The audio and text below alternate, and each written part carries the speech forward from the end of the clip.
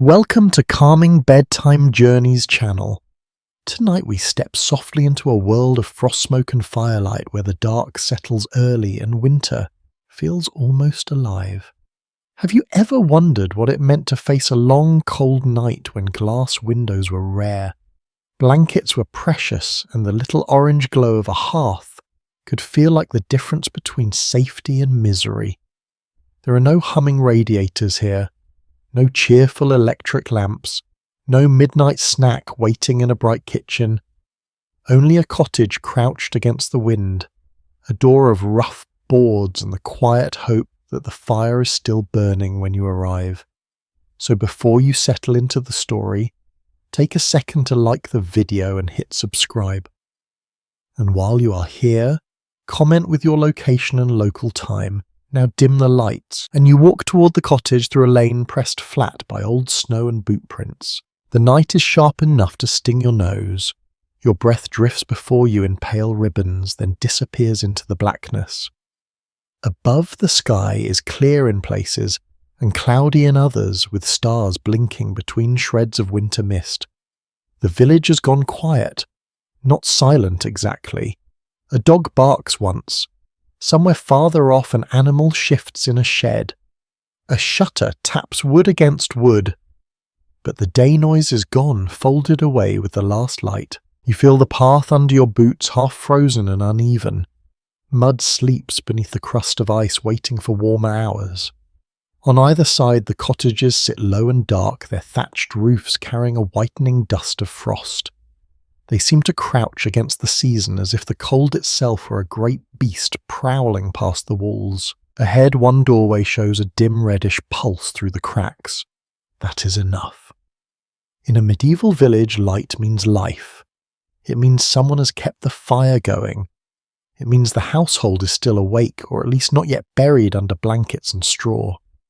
It means you are not left outside to negotiate with the wind like a fool in a morality play. You reach the door and pause with your hand on the rough timber. The wood is dry splintered and colder than stone. Even before you enter, you can smell the cottage. Smoke, of course. Wood smoke, peat, perhaps, maybe a little straw. Beneath it floats something heavier and homelier, a stew, thickening in an iron pot, damp wool drying by the fire earth from the floor, and the faint animal warmth that never quite leaves country life. It is not a polished smell, it is a living one. When the door opens, heat does not exactly rush out. Medieval cottages were not ovens.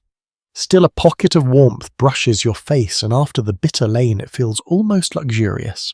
You duck your head and step inside. The first thing you notice is how small the space feels. The ceiling sits low, held up by dark beams blackened with soot. The walls are rough and pale in places, patched with daub over woven wattle. Historians agree that many ordinary cottages in medieval Europe were built this way, with local materials shaped by hand and repaired constantly as weather and time picked at them. Nothing here looks effortless. Every surface seems earned. The second thing you notice is the fire. It glows in the hearth with a steady orange body and flickering edges of gold. Smoke slips upward, though not all of it obeys. Some lingers below the rafters in a thin blue haze, turning the air soft and blurry. Your eyes smart a little, so do everyone else's, probably though no one would make a dramatic speech about it. This is just evening. The warmth reaches your hands first, then your cheeks. Then your feet begin to complain less. The relief is immediate and strangely emotional. You understand in one breath why the hearth ruled the cottage night. It gives light heat, cooked food, dried clothing, and reassurance. Without it, winter would not feel picturesque. It would feel personal. A bench stands near the fire, worn smooth by years of use. You imagine sitting there after a day outdoors, fingers stiff, shoulders damp, and letting your body thaw inch by inch. Maybe someone is already there, turning a spindle slowly or rubbing tired hands together, or staring into the flames with the solemn concentration people suddenly discover after sunset. Fire asks for a turn, fire earns it. Your boots carry in a trace of frost that melts onto the floor. The surface underfoot is packed with earth, perhaps strewn with rushes or straw. It feels uneven, cool in the spots farthest from the hearth, warmer where the fire has touched it for years. You can almost map the family's habits by the room itself. Here they cook, here they sit, here tools rest, here bedding will later be laid out or climbed into. A cottage like this is not a collection of specialised rooms, it is one living knot of human needs. Near the wall hangs a few practical objects, maybe a wooden spoon, a small pot, a bundle of herbs drying into twisted shadows. Their shapes look larger in firelight. Everything does. The flames throw moving patterns across the wall so that the cottage seems gently alive, breathing with heat and flicker. A hanging pot hook becomes for a moment some stern creature bending over to supper. Then the light shifts and only iron again. That uncertain half-world mattered. Medieval night was much darker than the modern imagination often remembers. Once the sun vanished, illumination came from fire candles for those who could spare them, or simple rushlights dipped in animal fat. Scholars still debate how brightly ordinary homes were lit in different regions and centuries because surviving evidence is patchy and often comes from wealthier households. But no one argues that the darkness was serious. It changed how people moved, worked, and felt. You feel it now in the corners of the cottage. Beyond the immediate circle of firelight, shadows gather patiently. The roof space disappears into gloom. The far wall seems farther than it really is. Your hearing sharpens to compensate. You notice the crackle of sap in the wood, the soft bubbling of the pot, a murmur of voices low and close, the dry rustle of fabric when someone shifts on a stool, and outside, always outside the wind, it presses faintly at the walls and slides across the thatch with a whispering sound. Not a dramatic howl, not yet, more like a hand brushing straw. It reminds you that the cottage is shelter, not escape. Winter has not been defeated, it has only been kept at the threshold for a few hours. People in medieval Europe often timed their lives closely to daylight, especially in winter, when working hours shrank and the dark came early. That is the mainstream for fact, plain and sturdy. Yet the evenings were not simply empty stretches of waiting for sleep. In many homes, winter nights had their own texture and purpose. There was talk mending, spinning, prayer-eating planning, and sometimes storytelling. There was also in some places the curious belief that certain winter nights were especially thin, when the boundary between the ordinary world and stranger forces felt less secure. A whispered charm near the fire, or a blessed object over the door might not seem dramatic to the people here, just sensible. Like fastening a latch. You edge closer to the hearth and stretch your hands toward it. Your skin tingles as it warms. The smell of smoke settles into your clothes almost instantly. Tomorrow, if there is a tomorrow, much like today, you will carry that scent with you. Everyone will. It clings to wool hair benches, bedding and beams. Medieval homes were steeped in it. Some historians wonder how much chronic smoke exposure affected health inside such cottages, especially in winter when doors stayed shut more often. The evidence is suggestive, but the exact daily experience remains frustratingly hard to measure. Still, you do not need a laboratory to know this air is thick. You breathed it in with the stew, the straw, and the human warmth. And somehow, despite the soot and closeness, the room feels welcoming. Perhaps because comfort is relative. Perhaps because cold makes philosophers of us all. Or perhaps because the cottage offers what the lane could not. Company, fire, a wall between your body and the dark. You stand there for a moment longer, letting your eyes adjust, letting the room come fully into focus, and the winter night begins to reveal itself not as empty time, but as a whole hidden world already waiting around the hearth. The fire takes over the room so completely that it begins to feel almost like another person. You stand near the hearth and notice how every object seems arranged around it, not by decoration but by necessity. The bench sits close enough for aching hands to thaw. The cooking pot hangs where the heat can catch it. Damp stockings or bits of cloth wait nearby for drying. Even the household's movements curve toward the flames. then drift away, then return again like slow tides. In a winter cottage, the hearth is not merely useful, it is the centre of gravity. Its sound is the first rhythm of the evening. A low crackle, a small spit of sap, the soft collapse of an ember. These sounds are never loud, yet they fill the pauses between voices so gently that silence never quite arrives. When someone stops speaking, the fire goes on talking. It mutters in the grate. It shifts its glowing shoulders. It reminds you that warmth is an active thing, always consuming, always needing care. The light it casts is restless and flattering. Rough walls look softer. Wooden bowls catch brief glints of gold. Faces become dramatic for a moment, then gentle again. A cheekbone shines, then fades. Fingers moving through wool throw long shadows across a lap. You begin to understand why firelight has such power over mood.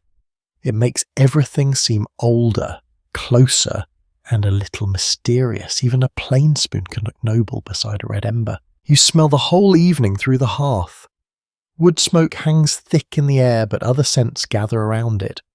The iron tang of heated metal, the savoury breath of pottage lifting from the pot, a trace of onion, maybe leek, maybe cabbage, the faint sourness of damp wool steaming as it dries. A richer note too, perhaps a bit of animal fat melting into supper. Nothing smells clean in the modern sense. Yet it smells grounded, nourishing, and deeply real. For many medieval households, the evening meal centred on a one-pot dish, often pottage made from grains, vegetables, and whatever else could be spared. That is the ordinary historical truth, simple and well supported. Recipes varied wildly by region and wealth, of course, but the idea of a simmering shared pot belongs comfortably here. The fire keeps it alive, nudging the contents into a lazy bubble that promises warmth from the inside as well as the outside. You crouch slightly and hold your palms toward the flames. The heat lands unevenly. Your knuckles warm first while your back still feels the cottage chill. Rotate a little and the opposite happens. Medieval comfort is rarely complete. It arrives in patches. Your face glows. Your heels remain suspicious. Your hands thank the fire, while the tip of your nose files a quiet complaint. Someone nearby takes a poker or stick and nudges the fuel. The whole hearth answers at once. Sparks leap upward in a brief bright swarm. Ash flutters. A log settles with a dry clunk. Suddenly the room seems lighter, almost cheerful. Then the brightness eases again into its usual reddish calm. You can imagine this small act repeated again and again through the evening. Fire must be managed. Left alone, it sulks or wastes itself. Tended properly, it becomes generous. That constant tending shaped winter nights more than people sometimes realise. The hearth demanded judgment. Too little fuel and the room cooled fast. Too much at once and precious wood was squandered. In poorer regions, households might burn not only wood but peat brush, dried dung, or other local fuels, each with its own smell and burn. A quirky detail from some parts of medieval and later rural Europe is that certain fuels could perfume the room in very particular ways, some earthy, some bitter, some almost sweet. You did not need scented candles when your entire fuel supply had a personality. You watch the smoke drift upward and gather beneath the roof. Much of it escapes, but not all. Chimneys existed in parts of medieval Europe, yet many modest houses relied on simpler smoke outlets or imperfect ventilation, especially in earlier periods and poorer settings. Historians continue to dispute exactly how smoky the average cottage interior remained on winter evenings, because surviving evidence differs from place to place. Archaeology, building reconstructions, and written accounts suggest variety rather than one universal experience. Still, your watering eyes suggest the answer here is at least somewhat smoky, and yet no one seems shocked by it. That may be the strangest thing to you. The people of the cottage do not stand around delivering speeches about indoor air quality. They live inside this atmosphere as fish live in water. A child might rub at an eye. An older woman might turn her head away from a sudden puff. Someone may open the door briefly when the smoke dips too low, but in general they accept the haze as the price of warmth-cooked food and light, which, to be fair, it is. The hearth also orders time. In summer, long daylight can scatter activity outward into fields and lanes. In winter, darkness pushes everything inward and the fire becomes the evening clock. When the flames are lively, work may continue. When the fuel burns low, talk softens. When the embers flatten and redden, thoughts turn towards sleep. You could almost measure the household's night by the colour of the coals. The room itself begins to reveal these stages. At first there is bustle. A pot is checked. A stool is dragged closer. Wet things are turned to dry. A simple tool is found and used in firelight. Later comes steadier occupation. Hands settle into spinning, mending, shelling, carving, or staring into the flame with a look that suggests both rest and practical vigilance. Later still, bodies lean, voices lower, shoulders soften. The hearth has not changed character exactly, but it has guided everyone from effort towards surrender. You feel this happening in your own body. The cold that clung to your bones from outside starts to melt away, not dramatically, quietly. Your shoulders drop, your jaw loosens, the skin of your face prickles with returning warmth. Beneath your boots, the earthen floor still feels firm and humble, but near the fire even the ground seems less hostile. The cottage has not become luxurious. It has become survivable in a pleasant way which might be the medieval version of luxury anyway. A few tools rest within easy reach of the hearth. An iron hook, a trivet, perhaps tongs, maybe a small cauldron blackened by years of use. Each one carries a film of soot and labour. These are not ornamental items. They belong to the practical theatre of winter night when heat must be directed, food must be managed, and fingers must avoid being singed into stupidity. Fire is generous, yes. It is also vain and dangerous. Treat it carelessly and it bites. Medieval people knew household fire risks well. Thatched roofs, timber frames, and open flames formed a nervous partnership. Village regulations in some places later addressed fire hazards, and caution around embers was a matter of habit long before official rules. Yet there were also charming bits of folklore tied to the hearth. In some regions, people believed the pattern of sparks or the sound of popping fuel might hint at weather visitors or small omens. The scholarly evidence for specific interpretations is uneven, and local custom varied, but it is easy to imagine a family glancing at a lively spray of sparks and making a half-serious remark about who might soon arrive. You look into the centre of the fire and see a tiny landscape, black ridges of charcoal, hills of ash, red caves glowing under crusted grey. It is beautiful in a miniature way, mesmerising too. No wonder stories gather here. No wonder thoughts loosen. The fire asks nothing clever of you. It only asks that you stay near watch a while and let its warmth enter slowly. Outside, the wind brushes the thatch again. Inside, the cottage answers with glow smoke and supper. The hearth keeps the dark from swallowing the room whole. It does not erase winter. It negotiates with it. Patiently, night after night, log after log. And as the flames settle into their steady work, you understand that the medieval winter evening is not built around comfort as a luxury, but comfort as a craft practiced at the edge of cold and held together by the fire's careful living light. Once your eyes adjust to the hearth's glow, the cottage begins to show its bones. At first, the room seemed made mostly of shadow and fire. Now the walls step forward a little, and you can see how carefully this shelter has been assembled from ordinary things.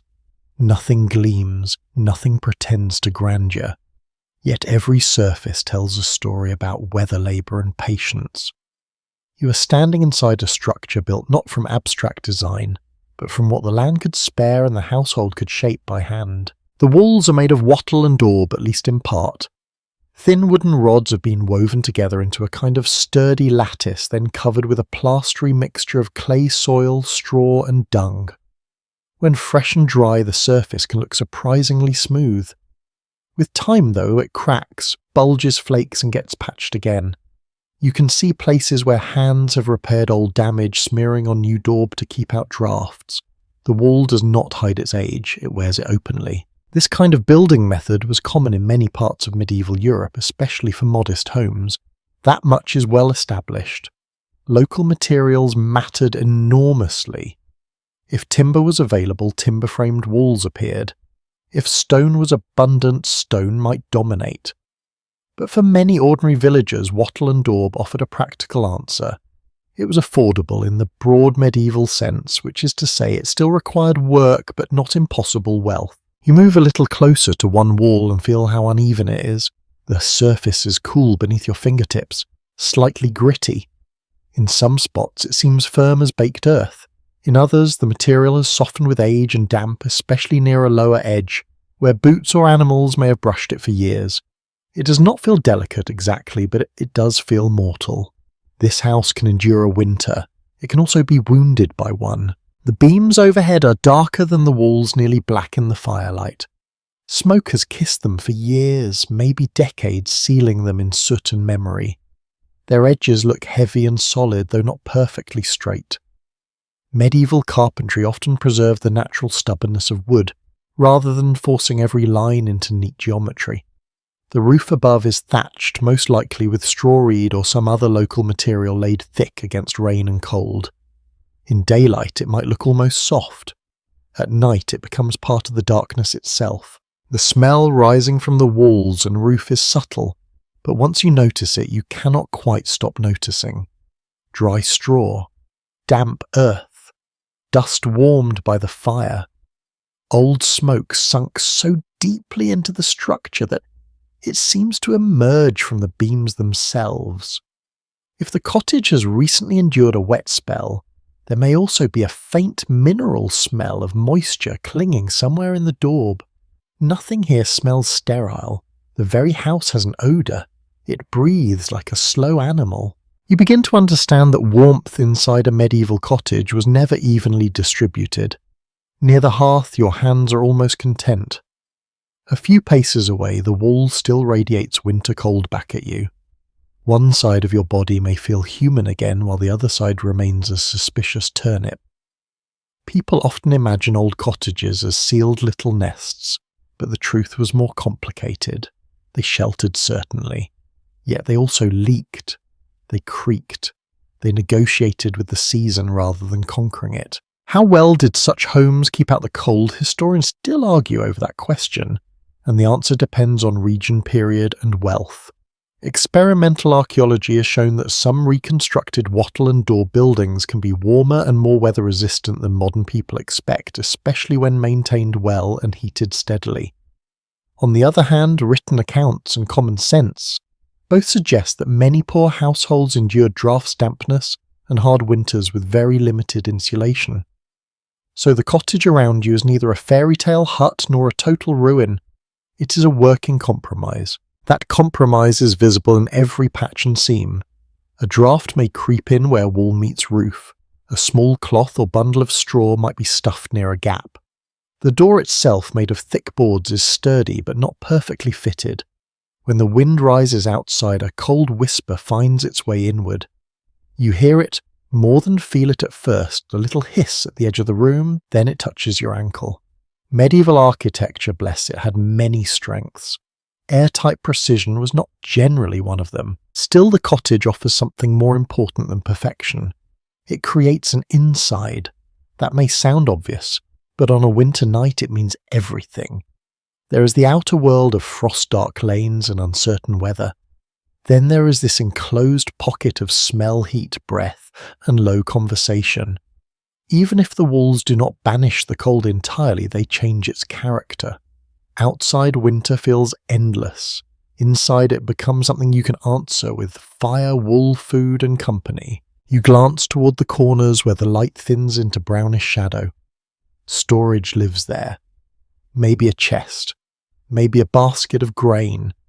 Perhaps hanging bunches of onions or herbs drying under the warmer upper air. The walls carry these objects quietly. They are not decoration in the later sense. They are supplies, insurance, and evidence of planning. Winter nights rewarded households that had prepared well in the autumn. A beam supporting a string of drying items was not quaint. It was practical foresight. There are also less charming realities hidden in these walls. Straw and thatch could shelter insects. Mice certainly found opportunities where humans stored grain and scraps. A quirky but believable tidbit from medieval domestic life is that people sometimes relied on cats less as pampered companions and more as necessary co-workers in the battle against rodents. The cottage at night might include the soft sound of a cat moving through shadow with better purpose than anyone else in the room. Elegant, efficient, and entirely unimpressed by your romantic feelings about history. As you stand there, one hand still absorbing heat from the fire, the texture of the walls begins to influence the whole mood of the room. Smooth modern walls disappear from notice because they ask so little of the eye. These surfaces do the opposite. Firelight catches every ridge, dent, and patch. The daub seems to ripple when the flames move. The beams above loom, then soften. The room never quite sits still. It flickers into different versions of itself with each shifting ember. That changing appearance may have fed imagination on long evenings. In dim light, the practical and the uncanny can overlap very easily.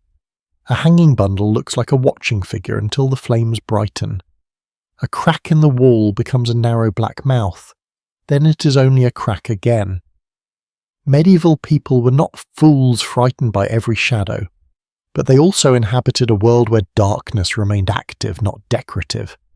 It is easier to believe in presences when your walls are alive with moving forms. The floor beneath you reminds you that the house begins from the ground and never quite escapes it. Packed earth holds the chill stubbornly. Rushes or straw scattered across it soften the touch a little, and help with dirt, though probably not as effectively as a modern brochure for rustic living might claim. Underfoot the texture is irregular. One patch is firm, another yields slightly. The cottage is always one season away from needing attention again, and perhaps that is why the place feels intimate. Not because it is polished, but because it is vulnerable. Every winter asks a question of these walls. Can you keep the wind from us? Can you last until spring? The household answers not once but constantly with fresh daub, new thatch, extra straw, a better latch, and another armful of fuel. You lean back towards the hearth and glance again at the walls enclosing the fire's glow. They are humble, slightly smoky, a little weary, yet they gather the night around you and hold it in human shape. Beyond them lies frost and blackness. Within them lies warmth enough to go on.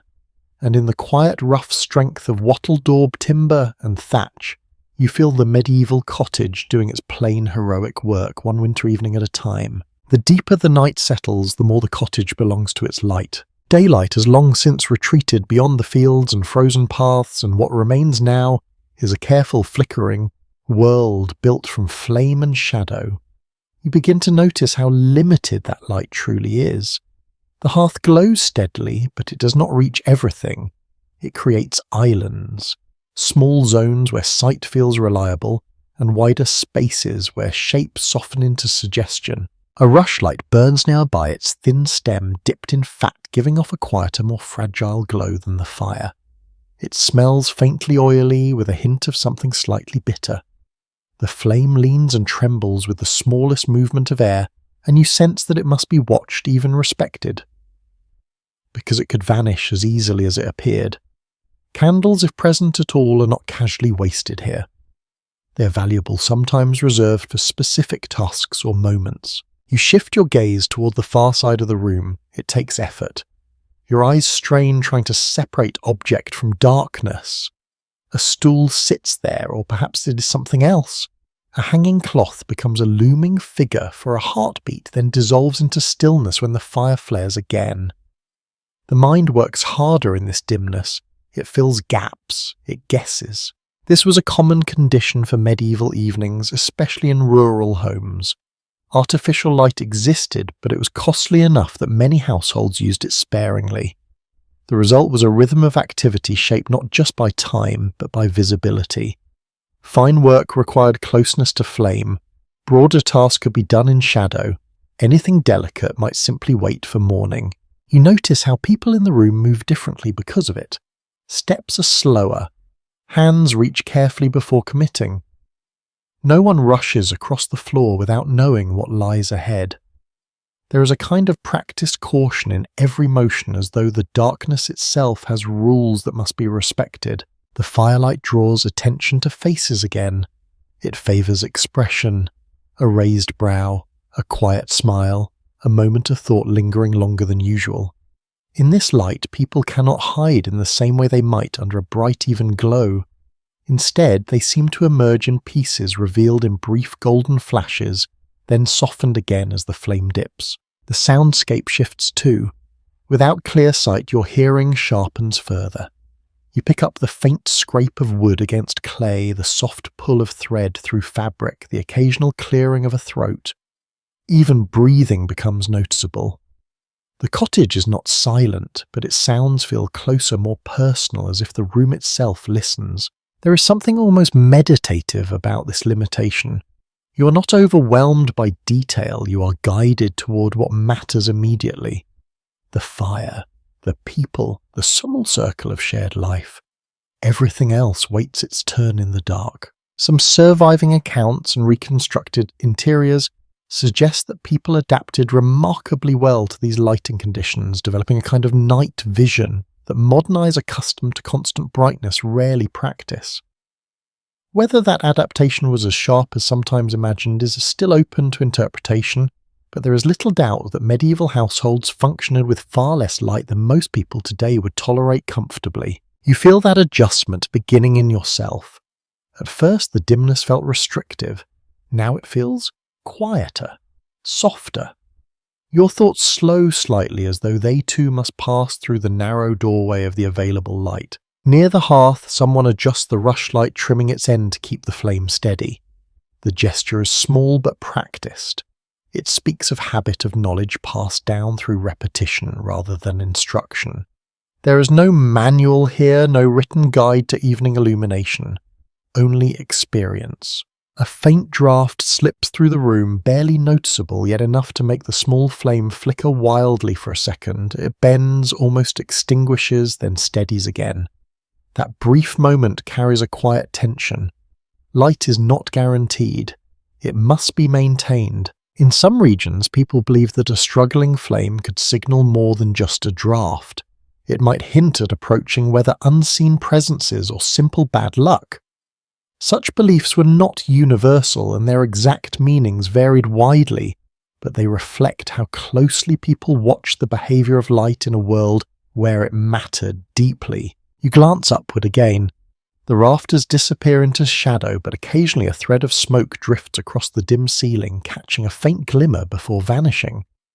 It gives the impression that the cottage extends farther than it truly does, as if the upper space belongs to another layer of the night.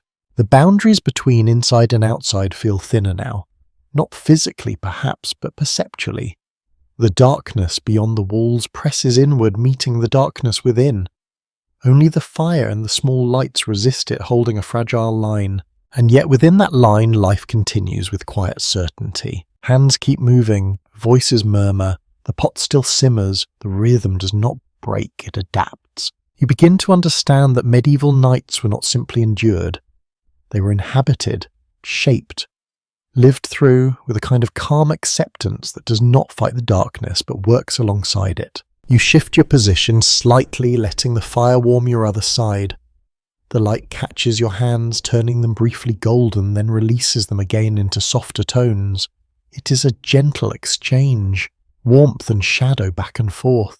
Time passes, though it feels different here, less measured, more felt. The cottage does not need bright light to continue, it only needs enough.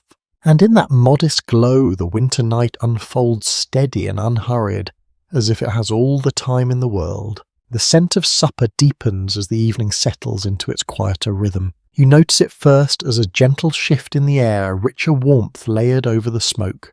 The pot hanging above the fire has been working patiently, releasing slow curls of steam that carry the promise of something filling. It is not a dramatic smell, no sudden burst of spice or sweetness. Instead, it is steady and familiar, the kind of aroma that builds comfort over time rather than demanding attention. You step a little closer and peer into the pot, careful of the rising heat. Inside, a thick mixture moves lazily, bubbling at its edges. Grains have softened into a porridge-like base, and pieces of vegetable drift through it, their shapes blurred by long cooking. Perhaps there is a scrap of meat, perhaps not. That depends on the household, the season, and the luck of recent days. Meals like this form the backbone of daily eating for many people in medieval Europe. Simple, practical, and adaptable. What went into the pot depended on what could be grown, stored, or traded. Barley, oats, beans, peas, root vegetables. Each ingredient carried its own small story of labour from earlier months, now gathered into this shared moment of warmth. Someone lifts the lid slightly and stirs. The movement releases a stronger wave of scent, earthy, mildly sweet, a little smoky from the fire below. Your stomach responds before you have time to think about it. Hunger here feels different from modern appetite. It is quieter, more constant, less distracted by choice. You realise that this meal is not just about flavour, it's about heat, about survival. Eating warm food in winter does more than satisfy, it restores. It pushes back against the cold that seeps in through walls and clothing. It gives the body something to hold on to through the long dark hours ahead. Bowls are brought forward, simple and worn from years of use.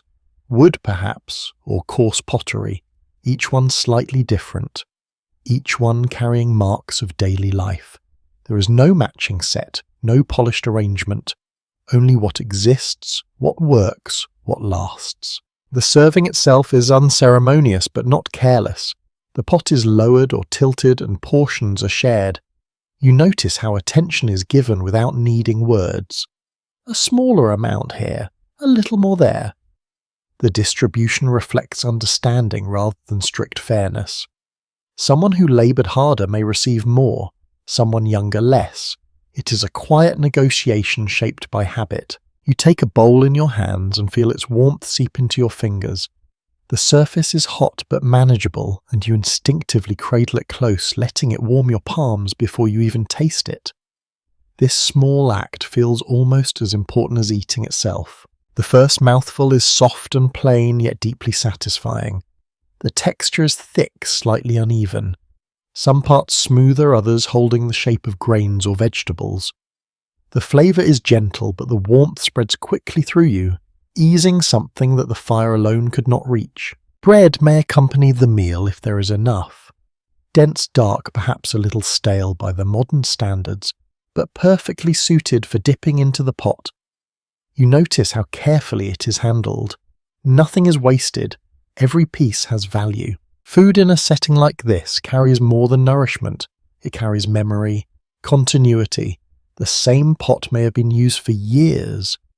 The same ingredients in different combinations repeating through seasons. There is comfort in that repetition.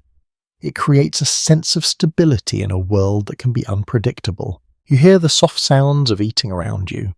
Spoon scraping gently against bowls, a quiet exhale after a warm bite.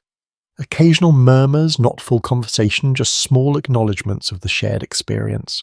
The fire continues its low commentary beneath it all. There is also an unspoken awareness of scarcity. Even in moments of relative comfort, the knowledge of leaner times lingers. Winter could stretch supplies thin. A failed harvest or harsh season could turn a simple meal into a precious one. That awareness shapes behaviour in subtle ways. Portions are respected.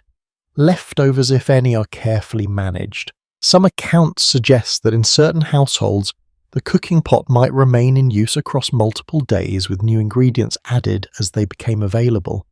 The contents would evolve rather than reset, creating a kind of continuous meal that reflected the rhythm of daily life. Whether this was universal is uncertain, but the idea fits easily within the practical mindset you see here. A small detail catches your attention. Someone blows gently across their spoon before tasting, not just to cool it, but as if acknowledging the heat itself. It is a tiny gesture, almost unconscious, yet it speaks of familiarity with fire and food. of knowing how easily comfort can turn into discomfort if handled carelessly. The room feels different now that the meal has begun, more settled, more complete. The earlier activity has softened into a shared pause. Eating creates a natural boundary in the evening, a moment where work gives way to something more reflective. You fold in your own body.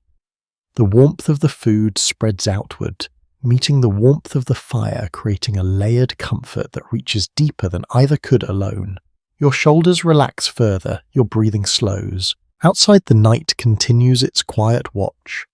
The wind brushes the cottage again, but it feels more distant now, less immediate. The walls hold, the fire holds, the meal holds. There is something profoundly grounding in this simple act of eating together in a small, firelit space. It does not rely on luxury or excess. It depends on presence, on shared effort, on the quiet understanding that this right here is enough for now. You take another spoonful, letting the heat linger a moment longer before swallowing. The taste may not be remarkable, but the experience is, and as the bowls gradually empty and the pot settles back into a gentle simmer, the cottage shifts once more, moving from nourishment into the next phase of the winter night, carried forward by warmth, habit, and the steady glow of the hearth. As the last warmth of the meal settles in your chest, you begin to notice another kind of presence in the cottage. It is subtle at first. A shifting sound near the edge of the room, a faint exhale that does not belong to any person.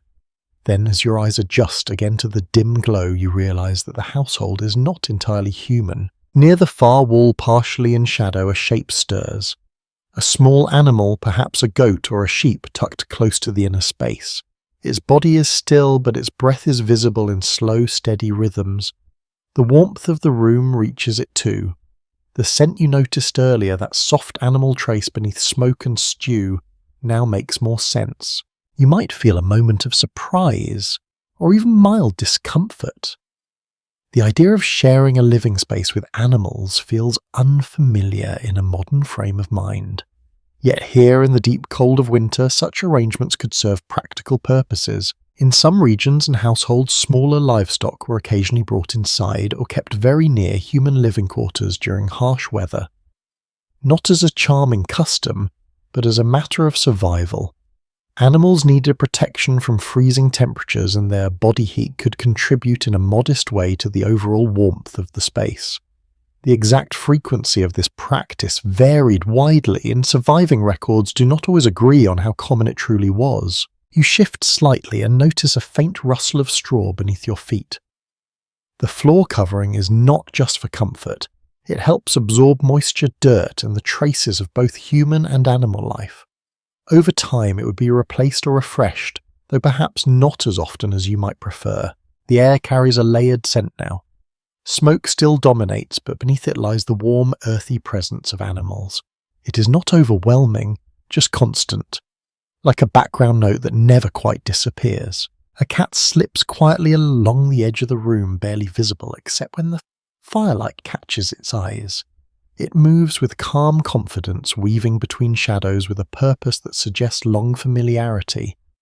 Its role here is understood without explanation. It watches, it listens, it hunts when needed. You hear a soft cluck from somewhere closer to the wall. Perhaps a chicken has been brought in for the night or kept in a sheltered corner. Not every cottage would house animals this way, but the boundaries between indoor and outdoor life were often more flexible than modern homes allow. You begin to sense how this shared space blurs distinctions. Human life does not sit apart from the rest of the household's living world. It exists within it. Breath, warmth, movement, all layered together. A person nearby shifts and adjusts a bundle of straw, perhaps creating a more comfortable resting place or clearing space. The action is simple, practiced, and unremarkable to them. There is no ceremony in managing the space, only habit. You consider how this closeness might have felt over long winters, comforting in some ways, challenging in others. The presence of animals could bring warmth, but also noise, smell, and occasional disruption. A restless hoof, a sudden sound in the night, a reminder that the cottage is a shared shelter, not a private retreat. Some interpretations suggest that keeping animals close also offered a measure of security. Theft, harsh weather, and predators were real concerns. Having livestock within reach reduced certain risks. At the same time, not all households could or would manage such arrangements, and practices differed greatly depending on region, wealth, and local custom. You notice how the firelight touches the animal shapes, turning them into soft silhouettes. They seem calmer in this glow, as if the shared warmth creates a quiet agreement between species. No tension, no fear, just coexistence for the sake of the night. A faint sound of chewing reaches you. Slow, rhythmic, almost soothing. It blends with the crackle of the fire and the soft murmur of voices, creating a layered soundscape that feels strangely complete. The air grows thicker as the evening deepens.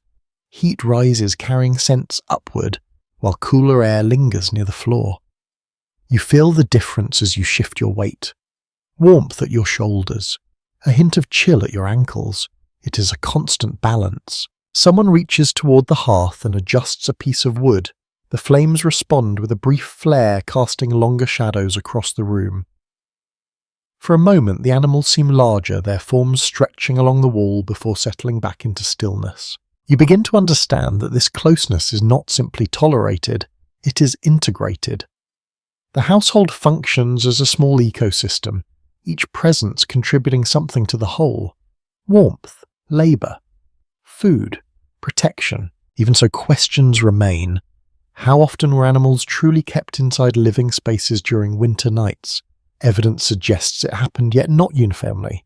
Some scholars interpret archaeological findings and written descriptions differently, leading to ongoing discussion about how typical such arrangements were across regions and time periods. You listen again to the quiet breathing around you, human and animal layered together. The cottage holds it all within its modest walls. The fire continues its steady work, the night continues its slow unfolding, and within this shared warmth, the boundaries between lives soften just enough to carry everyone through the long winter dark. The warmth of the meal fades slowly, but the cold never truly leaves the room. You begin to notice it again, creeping back into the edges of your body. Not harsh, not immediate, but patient. It waits in the floor, in the walls, in the spaces where firelight does not linger long enough. And so the next quiet ritual begins, not announced, simply understood. Layers. You watch as someone reaches for a folded piece of cloth nearby. It is not soft in the modern sense. The fabric looks coarse, thick, and slightly uneven, as if every thread remembers the hand that spun it. Wool, most likely. Heavy, practical, and a little stubborn against the skin. Clothing in a medieval cottage during winter was less about style and more about survival. Wool dominated for good reason. It held warmth even when damp and could be layered easily. Linen might sit closer to the skin, though it offered less insulation. Each garment served a purpose, and none were truly disposable. You adjust your own position and imagine what it would feel like to wear such layers. A tunic, perhaps another over it. A cloak draped around the shoulders, the weight would be noticeable, not uncomfortable but constant. Like being gently held in place by your own clothing. Nearby, someone wraps a shawl tighter, pulling it close around the neck and shoulders. The motion is instinctive. You see it repeated in small ways throughout the room. Hands tucked into sleeves, feet drawn closer to the body. Every gesture aimed at preserving warmth. Even the act of sitting changes. People lean inward toward the fire, toward each other. Space is not wasted, it is gathered. You glance toward the sleeping area or what will become one. There is no separate bedroom in the modern sense. Instead, bedding waits in a corner or along a wall. Straw likely packed into a rough mattress or simply spread beneath blankets. It does not look inviting at first glance. Uneven, slightly lumpy, but you begin to understand that comfort here is measured differently. Straw has its advantages. It traps air, offering a degree of insulation. It can be replaced when it becomes too worn or damp. Still, it carries its own texture, a faint rustle when shifted, a dry scent that blends with the rest of the room. You can imagine lying on it, feeling its structure beneath you, adjusting until a tolerable position is found. Blankets are layered on top, some thicker than others. Wool again. Perhaps a fur if the household is fortunate. Each piece adds another barrier between body and cold. None of them are perfect. Together they become enough. You run your fingers lightly over one of the blankets. It feels rough, slightly oily from lanolin, the natural substance in wool that helps repel moisture. It is not unpleasant, just unfamiliar. The kind of texture that becomes normal with time. A faint draft brushes past your ankle again, reminding you that the cottage is not sealed. It breathes. Small gaps allow the outside world to whisper in. People respond without thinking. A foot shifts. A blanket edge is adjusted. The balance is maintained. You notice how clothing continues to serve even after the day's work is done. Garments are not casually removed and set aside. They remain part of the night, sometimes slept in, sometimes layered beneath bedding. Every piece retains its value. There is also the quiet work of repair. A needle catches the firelight as someone mends a tear in a sleeve. The motion is slow, deliberate. Each stitch matters. Fabric is not easily replaced, so it is carefully maintained. You can hear the faint pull of thread, the soft puncture through cloth. This small act reflects a larger truth about life in such a setting. Nothing is wasted, not time, not material, not warmth. You shift again, drawing your arms closer to your body. The fire still glows steadily, but its reach has limits. The air between you and the wall carries a chill that refuses to fully retreat. It keeps you aware. There are hints from surviving garments and textile fragments that clothing was often thicker and more layered than many modern people imagine, especially during colder months. Yet the exact experience of warmth remains difficult to reconstruct fully. Climate varied, resources differed, and personal tolerance played a role. What feels barely adequate to you might have felt normal, even comfortable to someone accustomed to it. You glance toward a pair of shoes resting near the wall. Sturdy, worn, perhaps damp from earlier use. Footwear, too, was part of the nightly equation. Removing it might bring relief, but also risk cold seeping quickly into the body. Choices had to be made, often based on habit rather than strict rules. The room settles further. Movement slows. The earlier activity has given way to quieter gestures, wrapping, adjusting, preparing. A child nearby shifts under a blanket, producing a soft rustle of straw. The sound is dry and gentle, almost like leaves. It blends with the fire's low crackle, creating a steady background that feels oddly soothing. You begin to sense how the entire cottage adapts to the night. Not through sudden change, but through gradual adjustment. Every layer added, every position shifted, every small decision aimed at holding on to warmth for just a little longer. The cold remains, it always does, but it is managed. You pull your imagined cloak closer, feeling the weight settle around you. The fabric traps a pocket of warmth, small but meaningful. Your breathing slows as your body finds a balance between heat and chill. Outside, the winter air continues its quiet watch. Inside the cottage answers with wool, straw, and careful habit. And in this weird stillness, you understand that surviving the night is not about eliminating the cold, it is about living with it. As the last movements of supper and settling fade, the room begins to fill with something less tangible. Voices. At first they are practical. A brief exchange about the day, a comment on the weather, a quiet remark about supplies or tomorrow's work. The kind of speech that keeps life moving forward. But as the fire steadies and bodies grow still, something shifts. The tone softens. The purpose changes. You notice how people begin to speak, not because they must, but because the night invites it. The firelight plays across their faces as words drift into the space between them. A story begins almost casually, as if it has been waiting for the right moment to emerge.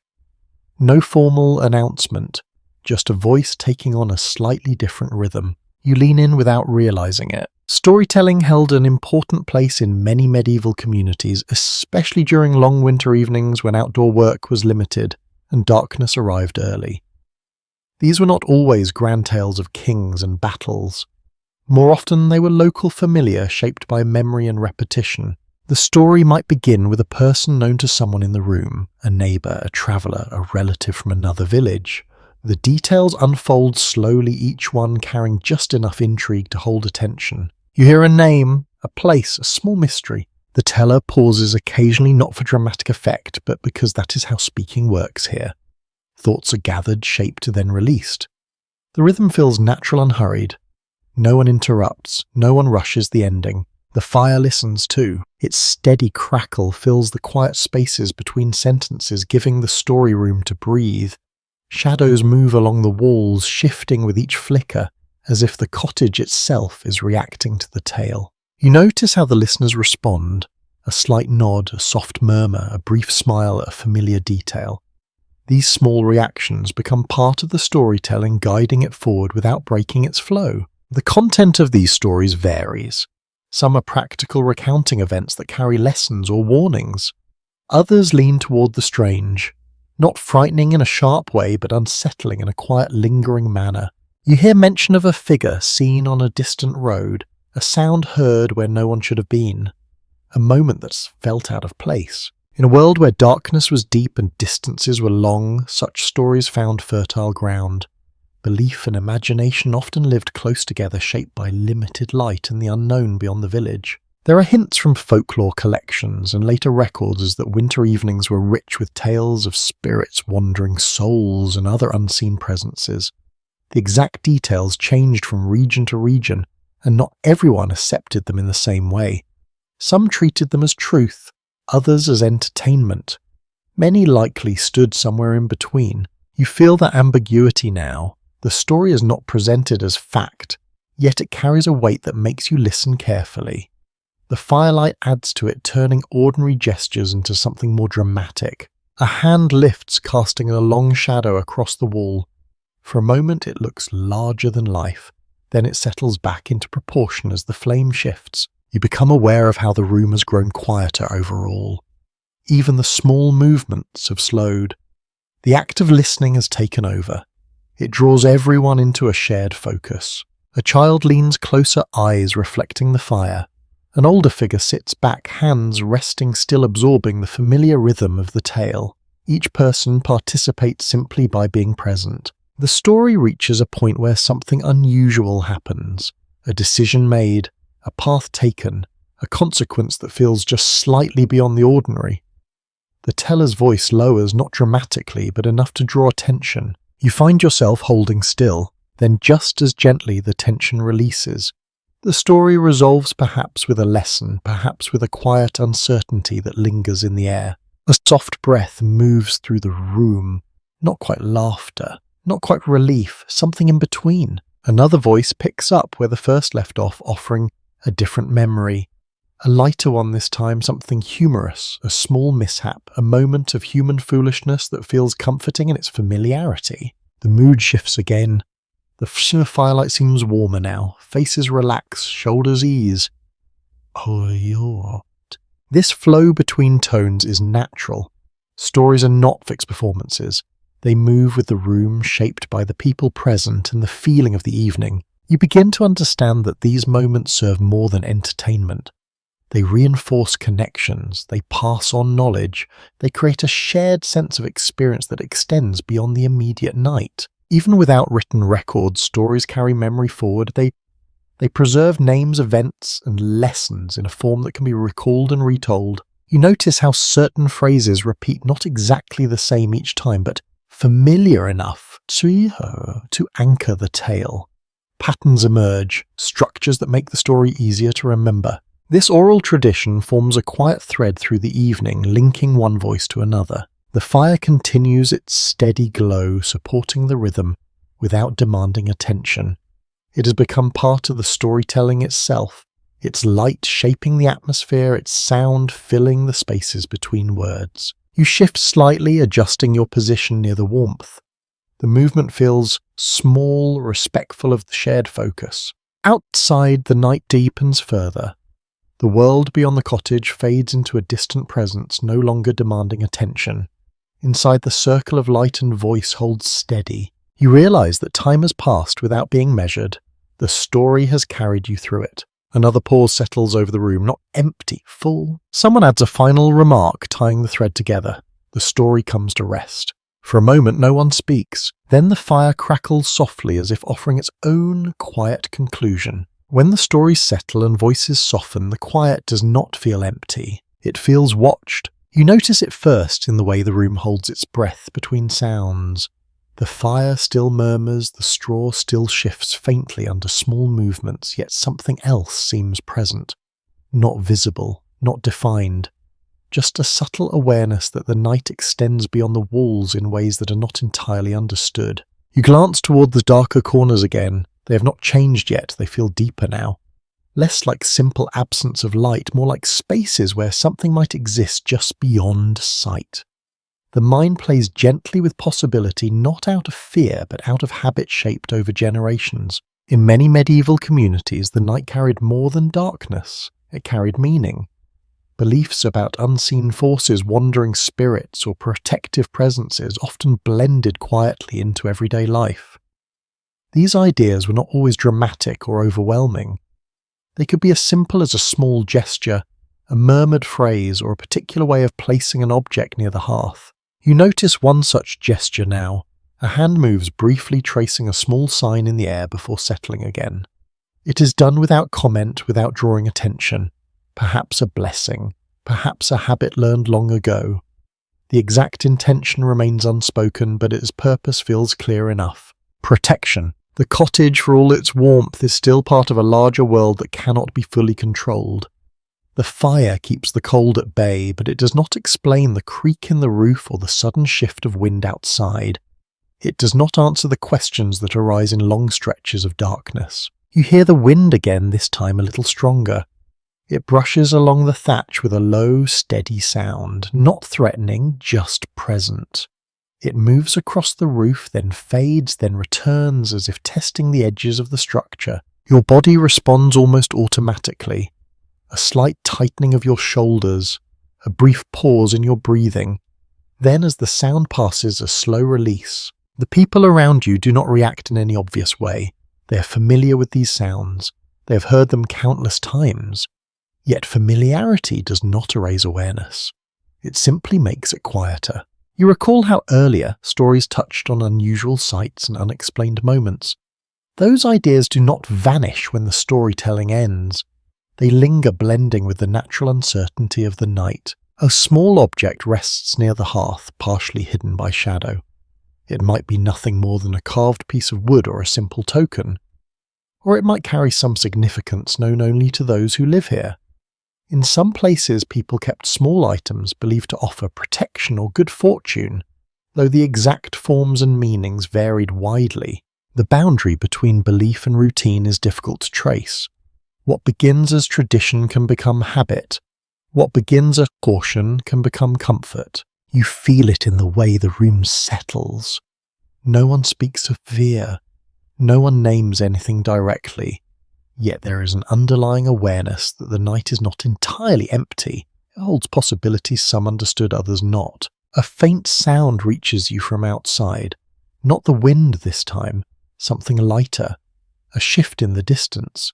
Perhaps an animal moving through the snow. Perhaps something else.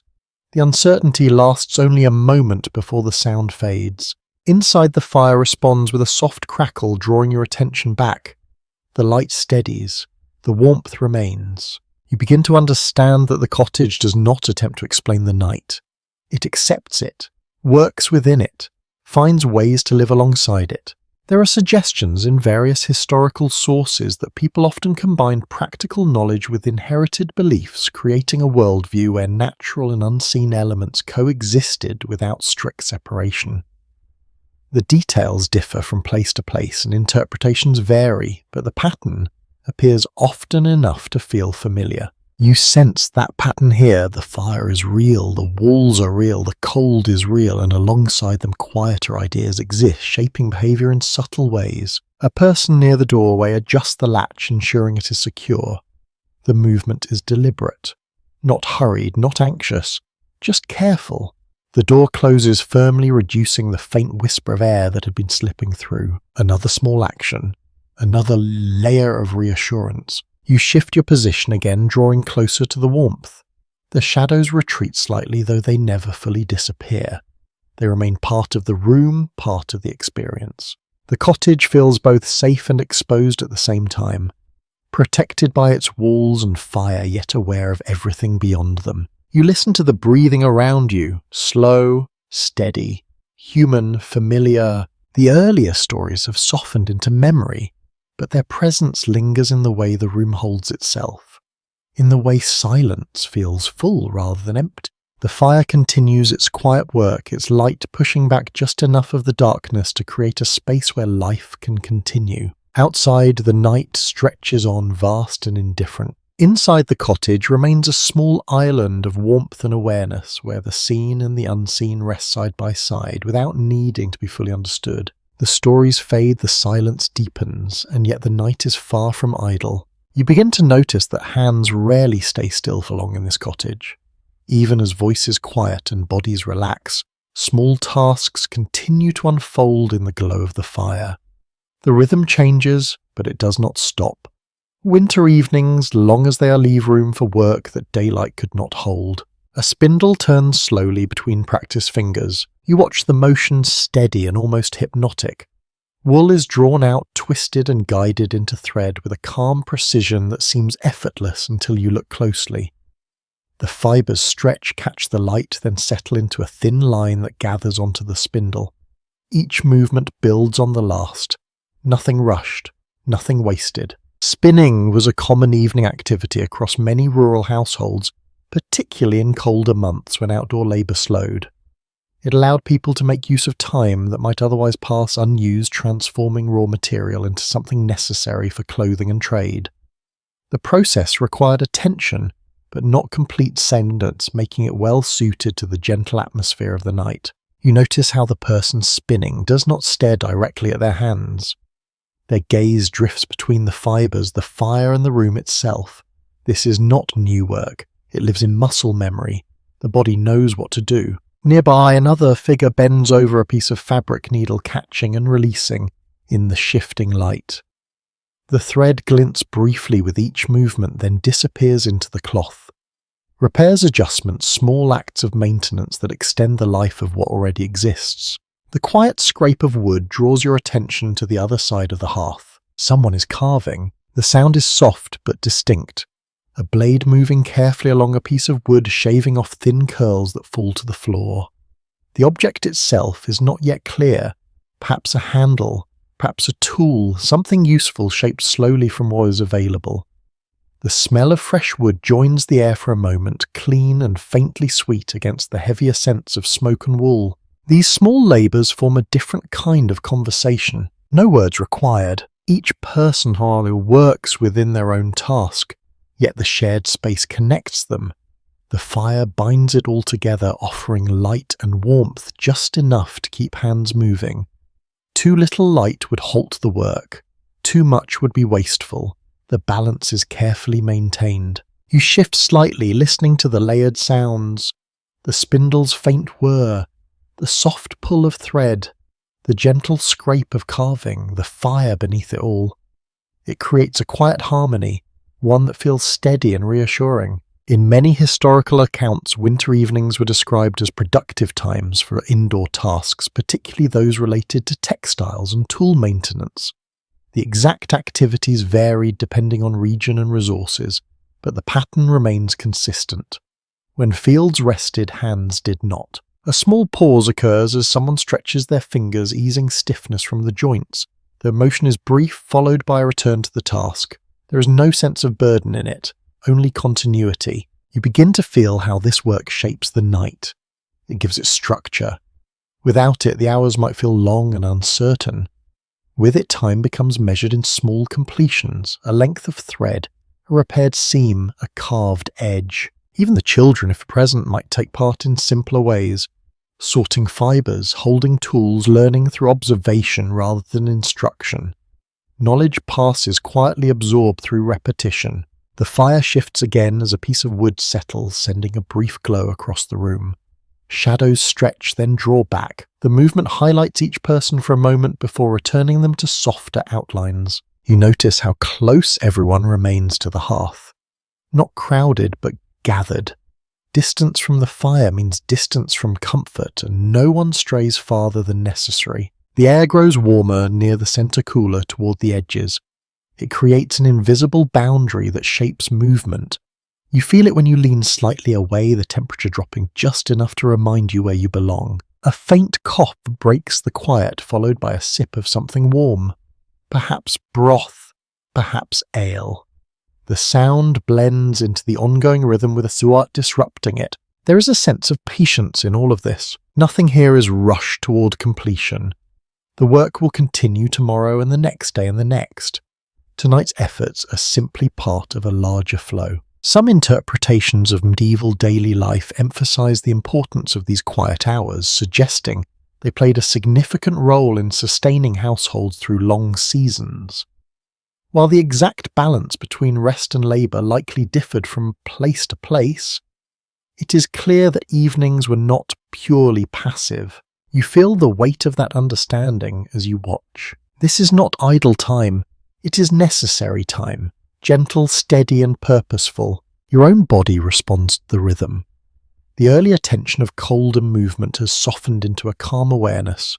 You find yourself breathing in sync with the pace of the room, slower, deeper. The fire continues to burn, its light steady enough to support the work, its warmth constant enough to make it possible. Outside, the night stretches on without concern. Inside the cottage answers with quiet industry, each small task adding to the fragile but enduring comfort of the winter evening. And as the spindle turns, the needle moves and the carving continues, you understand that survival here is built not only on fire and shelter, but on the patient use of every available hour. The work grows slower now, not because it is finished, but because the room itself is becoming sleepy. You can feel it settling over the cottage like another layer of warmth. Not heat exactly, more like softness, the kind that reaches people in different ways. A child's head droops once, then lifts again. An older pair of hands pause longer between motions. Someone near the fire shifts with the careful heaviness of a body that has worked since dawn and would very much like to stop pretending otherwise. This is the hour when age becomes visible. During the day, labour can flatten differences. Everyone moves with purpose, everyone carries lifts, bends and fetches, but at night in firelight you start to notice the distinct rhythms of children, adults and elders sharing the same small space. The young resist sleep for a while, then lose the battle suddenly. Adults linger in that middle place, still doing what must be done. Older people often seem both more wakeful and more tired, as if the body has learned not to trust a full night's rest. You watch a child curled near the warmest part of the room, wrapped in wool that looks slightly too large. The blanket rises and falls with small steady breaths. There is straw beneath and the faint dry rustle of it follows every tiny movement. The child smells of smoke, warm fabric, and the sweetness that children somehow retain even in a medieval cottage full of soot and cabbage. Children in medieval households were not tucked away into separate, carefully decorated bedrooms with painted animals smiling from the wall. They slept where the household slept, often close to parents, siblings, or servants, depending on status and space. That basic arrangement is widely supported by household records, archaeology, and common sense.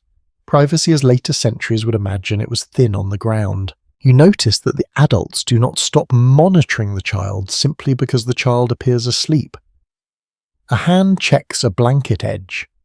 A glance passes over the small shape near the fire. Comfort is watched quietly. Care happens in little corrections. On the far side of the room, an older figure sits with hands extended toward the hearth, palms open to the heat.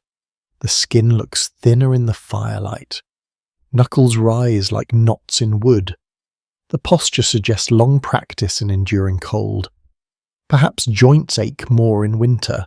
Perhaps the fire is not just pleasant but necessary in a way the younger bodies do not yet understand. There is evidence from medical writings and household advice across the medieval period that age, weakness and winter were closely linked in people's thinking. Cold was not merely unpleasant. It could be dangerous, especially for the very old and very young. The language of humours, balance and bodily vulnerability shaped how many people understood such risks. The exact medical explanations varied, but the concern itself was real enough.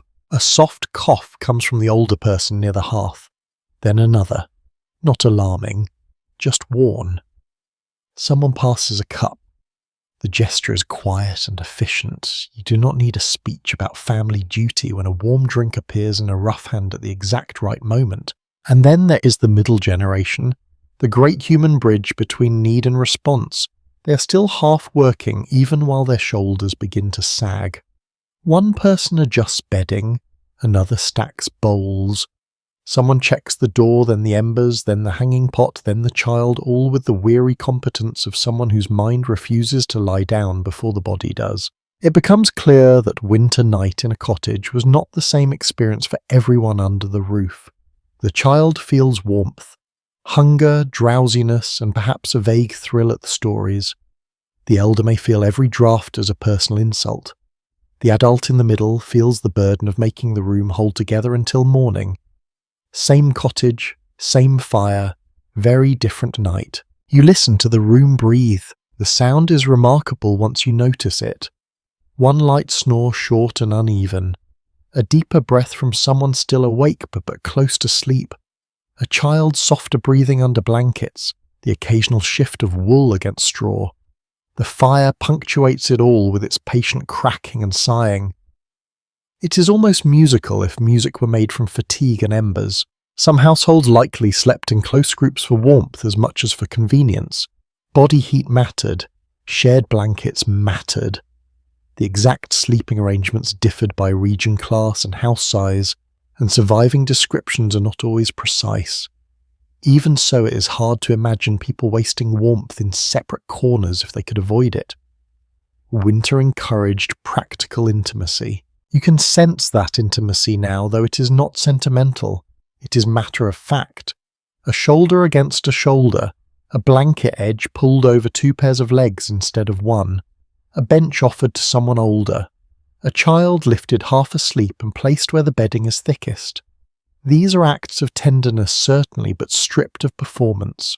No one applauds, no one announces their virtue. They just do it. A small odd detail comes to mind from later folk customs in parts of Europe where people sometimes believed children or the elderly should be shielded in specific ways from certain night influences, whether bad air spirits or unlucky drafts.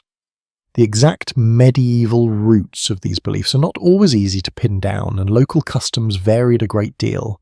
Still, the idea that vulnerable bodies needed extra guarding would not have seemed strange here. You glance again at the elder by the fire. Their face is calm now, almost inward. Firelight fills the lines of the skin and leaves the eyes half in shadow. For a moment, age looks less like weakness and more like accumulated winter.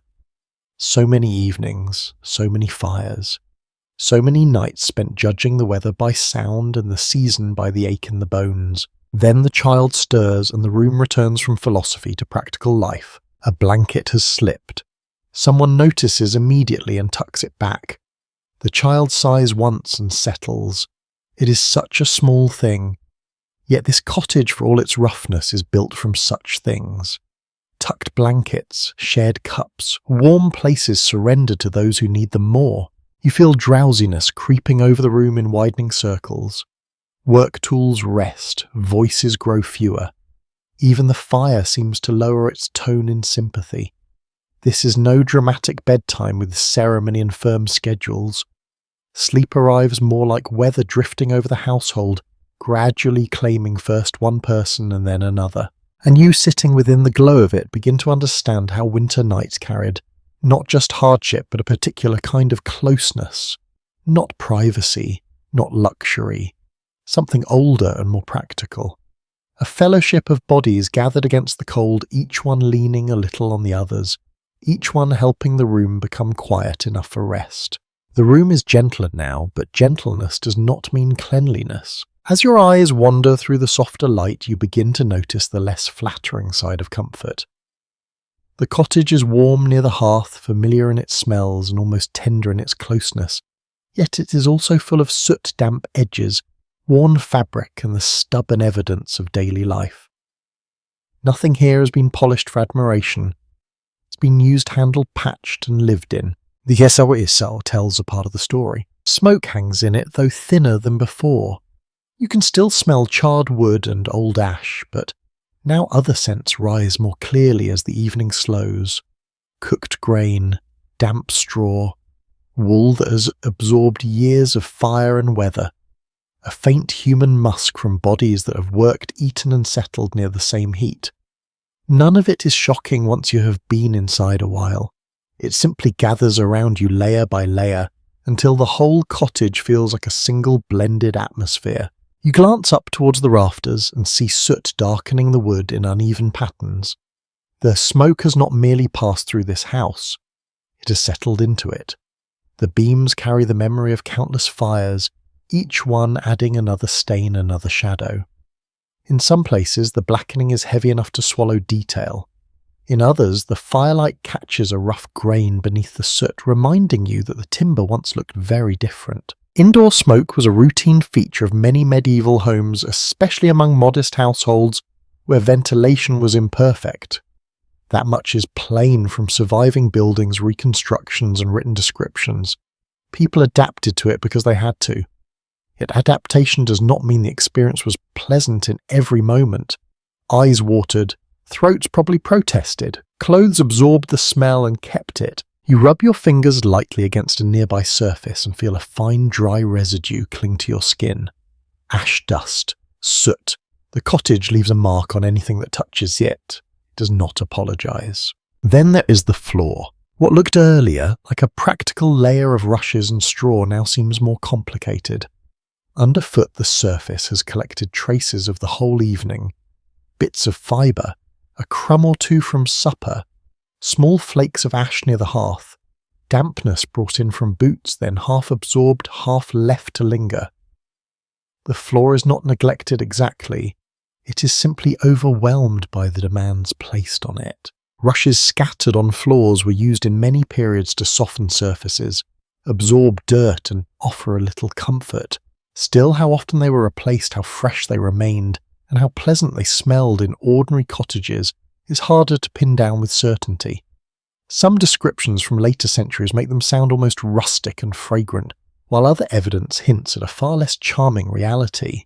The truth likely shifted from house to house, season to season, and according to how much labour could be spared. You can imagine the answer here is practical rather than poetic. Near one wall, a blanket has been folded and set aside until needed. You notice the cloth is clean only in the broadest sense. It has been aired, perhaps brushed, perhaps carefully kept from the worst damp, but it still carries the faint, stale scent of long use. Wool resists and holds. It warms faithfully, but it also remembers everything. Smoke, sweat, winter. The last 10 evenings at least. A person reaches down to shake out a garment, and a little dust rises in the firelight, turning briefly silver before disappearing. That moment tells you more than a lecture would. Medieval cleanliness was not absent, but it followed different rules, different possibilities. Washing fabrics thoroughly in winter could be difficult and costly in effort. Water had to be fetched, heated, used carefully, and dried items were not guaranteed to dry quickly in cold weather. So people cleaned where they could when they could, often in selective ways. Body washing likely happened less lavishly than modern habits would expect, though not necessarily as rarely as popular myths like to claim. Faces, hands, and certain practical areas mattered. Linen worn next to the skin could help manage dirt and oils. Combing, wiping, airing, and changing garments all played their part. Even so, a winter cottage after dark was never going to smell like lavender and moral superiority. You notice scratching. Not much, just a brief motion from someone near the fire, then another from a child half asleep beneath a blanket. Fleas and lice were familiar nuisances in many pre-modern households, and textiles, straw bedding, and close living conditions made them hard to avoid completely. This is one of those truths that instantly ruins a decorative museum display. Lovely little reconstructed blanket, charming woven pallet, probably itching actually. There were remedies, of course, combs, washing when possible, herbal approaches, smoke, careful airing of bedding, and plenty of persistence. Whether these measures worked consistently is another question. The battle between people and tiny biting creatures is one of history's longest-running feuds, and the insects have often shown an unreasonable confidence. You shift nearer the hearth and feel the warmth gathering at your front again. It makes the air feel heavier rather than fresher. Heat here does not cleanse, It intensifies. It pulls scents upward and releases them from fabric, timber, straw and skin. A cloak drying by the fire gives off a damp animal note. A wooden bowl smells faintly sour after supper. Even the earthen wall has a cool mineral smell where the heat cannot fully reach it. And yet for all that the room does not feel neglected. That is the important distinction.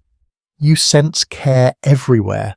Bedding arranged, bowl stacked, garments mended, tools placed where they belong. This is not dirt born of indifference. It is residue born of survival. A house used hard in winter will show it. The question of just how uncomfortable medieval domestic hygiene felt on an average winter night remains difficult to answer with confidence. Material evidence tells one part of the story. Moralizing texts tell another. Popular imagination usually tells a third, often louder and less reliable. The reality was probably mixed. There were unpleasant smells, yes. Smoke, yes. Vermin sometimes, certainly. But there were also routines of upkeep, regional habits, and constant efforts to make life bearable within practical limits. You look around once more and realise the cottage is not trying to impress an outsider. It is trying to get everyone to dawn. That changes how you see it. A little ash on the floor is no scandal. A smoky beam is not a failure.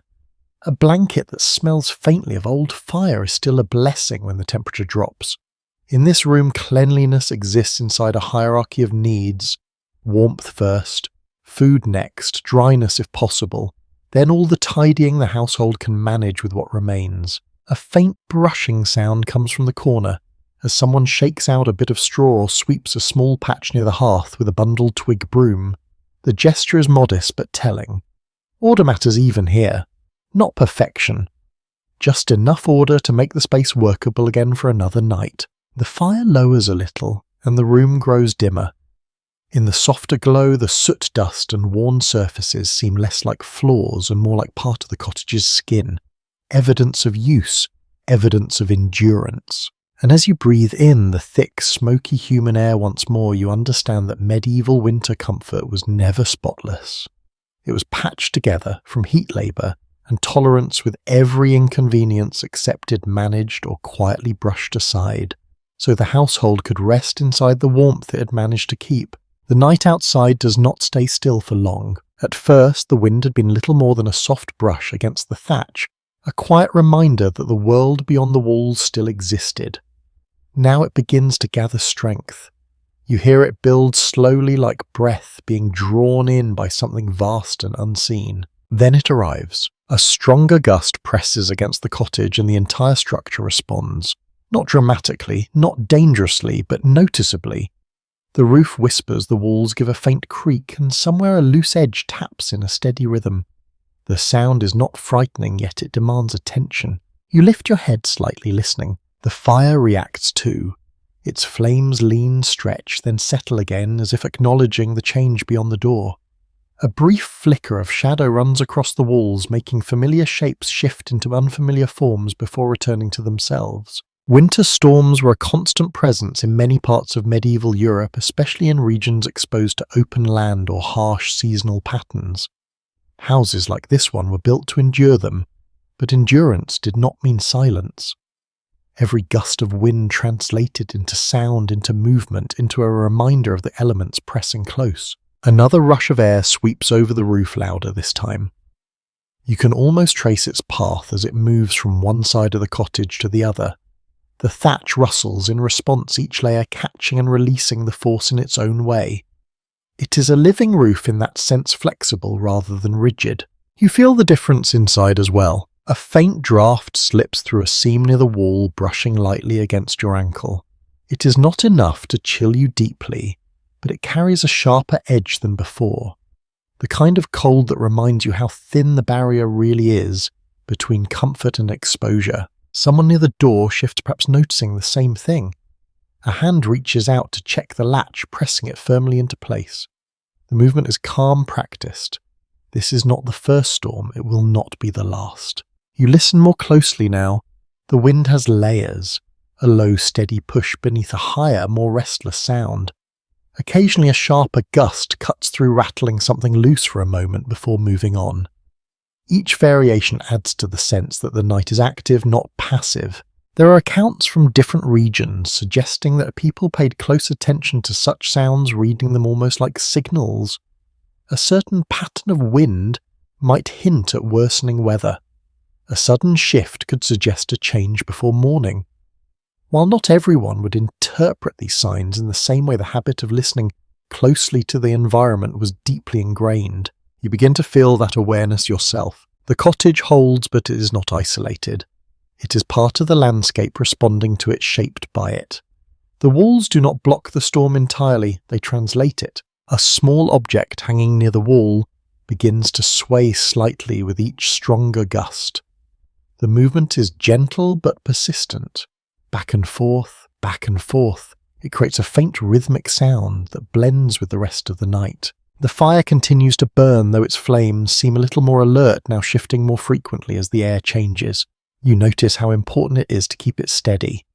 A sudden downdraft could disturb it, send smoke downward, or scatter embers if not watched carefully. Someone adds another piece of wood, adjusting it with quiet precision. The flames respond, rising briefly, then settling into a stronger, more stable burn. It is a small act, but it reinforces the balance inside the cottage.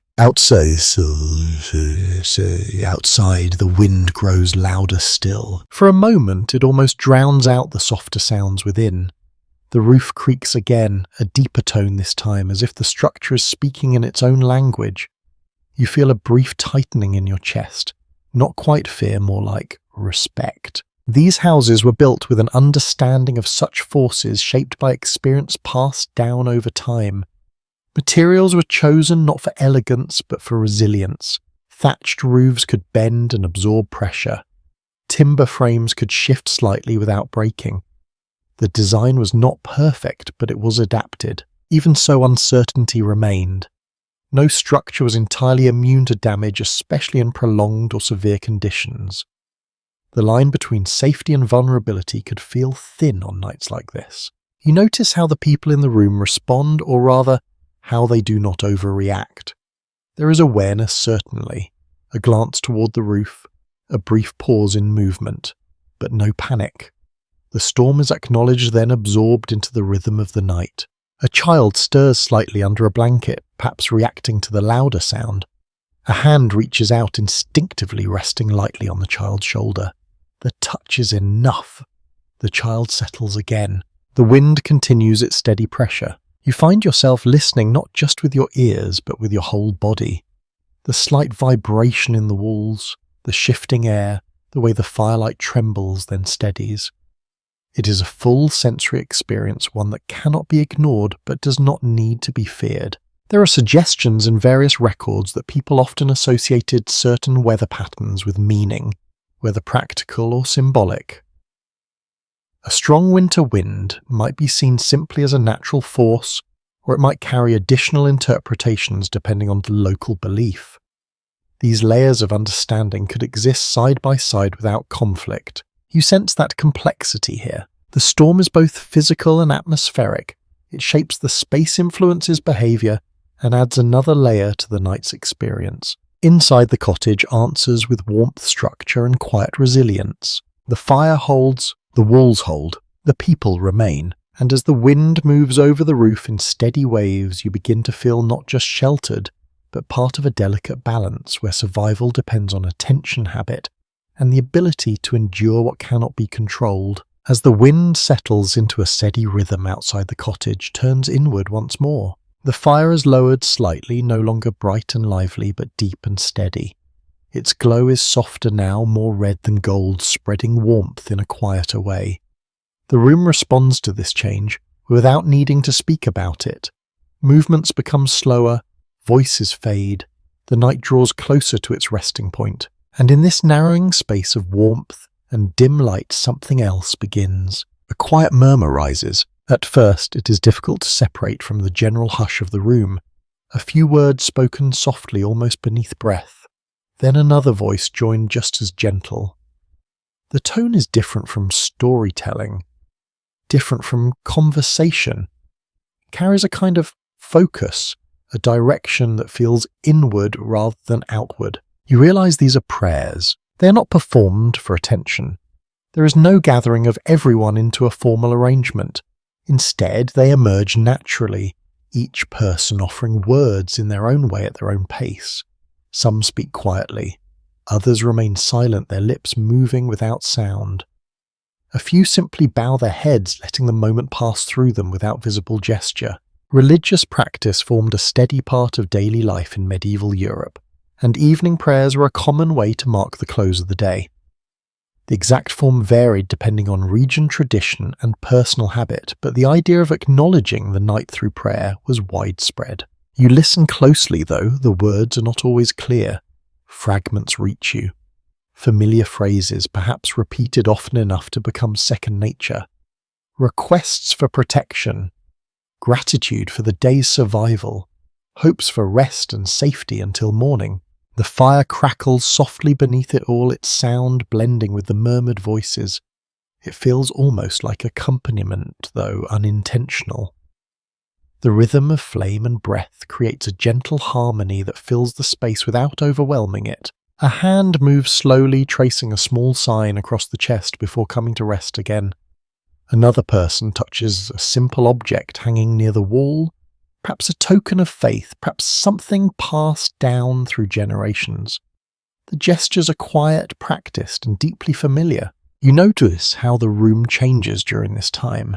The earlier sense of shared activity gives way to something more personal. Even though everyone remains in the same space, each person seems to retreat slightly inward. The closeness of the cottage does not disappear, but it shifts.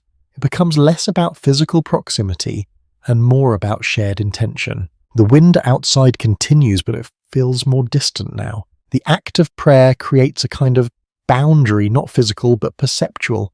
It draws attention away from the uncertain world beyond the walls and towards something steadier, something that offers a sense of order within the unpredictability of winter. There are traces in historical writing, devotional texts that suggest people often viewed the night as a time requiring particular care, both practical and spiritual. Darkness carried risks, both known and unknown, and prayer offered a way to address those uncertainties, to place them within a larger framework of meaning. You feel that intention in the room. It is not dramatic, not filled with urgency. It is calm, steady, and deeply rooted. The kind of practice that has been repeated so many times it no longer requires explanation. A child stirs again, perhaps waking briefly. A soft voice murmurs a few words, soothing and rhythmic. Whether it is part of the prayer or simply a comforting phrase, it blends seamlessly into the moment. The child settles, breathing, returning to its earlier pattern. You shift slightly, careful not to disturb the quiet. The air feels thicker now, not just from smoke or warmth, but from the accumulation of sound and stillness. It holds the murmured words, the faint movements, the steady presence of the fire. One by one, the voices begin to fade. Not all at once, gradually. A phrase ends here, a whisper stops there. Silence grows not abruptly, but like a tide coming in slowly, filling the space left behind. The gestures conclude as well.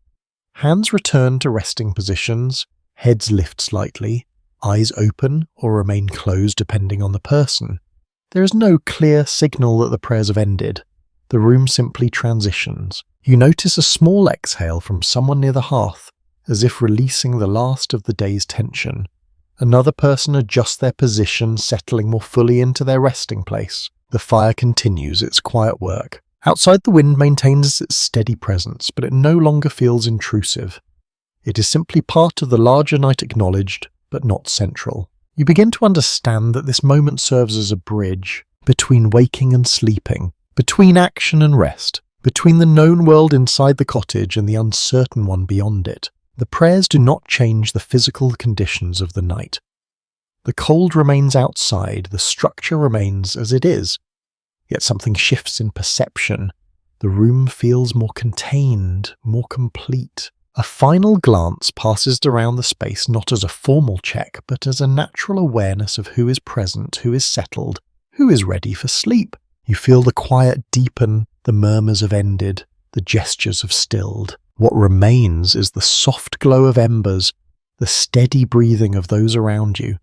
and the sense that the night with all its uncertainties has been acknowledged and gently set aside. As the last whispers fade and the room settles, you begin to notice something that modern life rarely allows. There is almost no privacy here. The cottage holds everyone within the same shared space, and as the night deepens, that closeness becomes impossible to ignore. Bodies lie near one another, separated only by thin layers of wool, straw, and habit.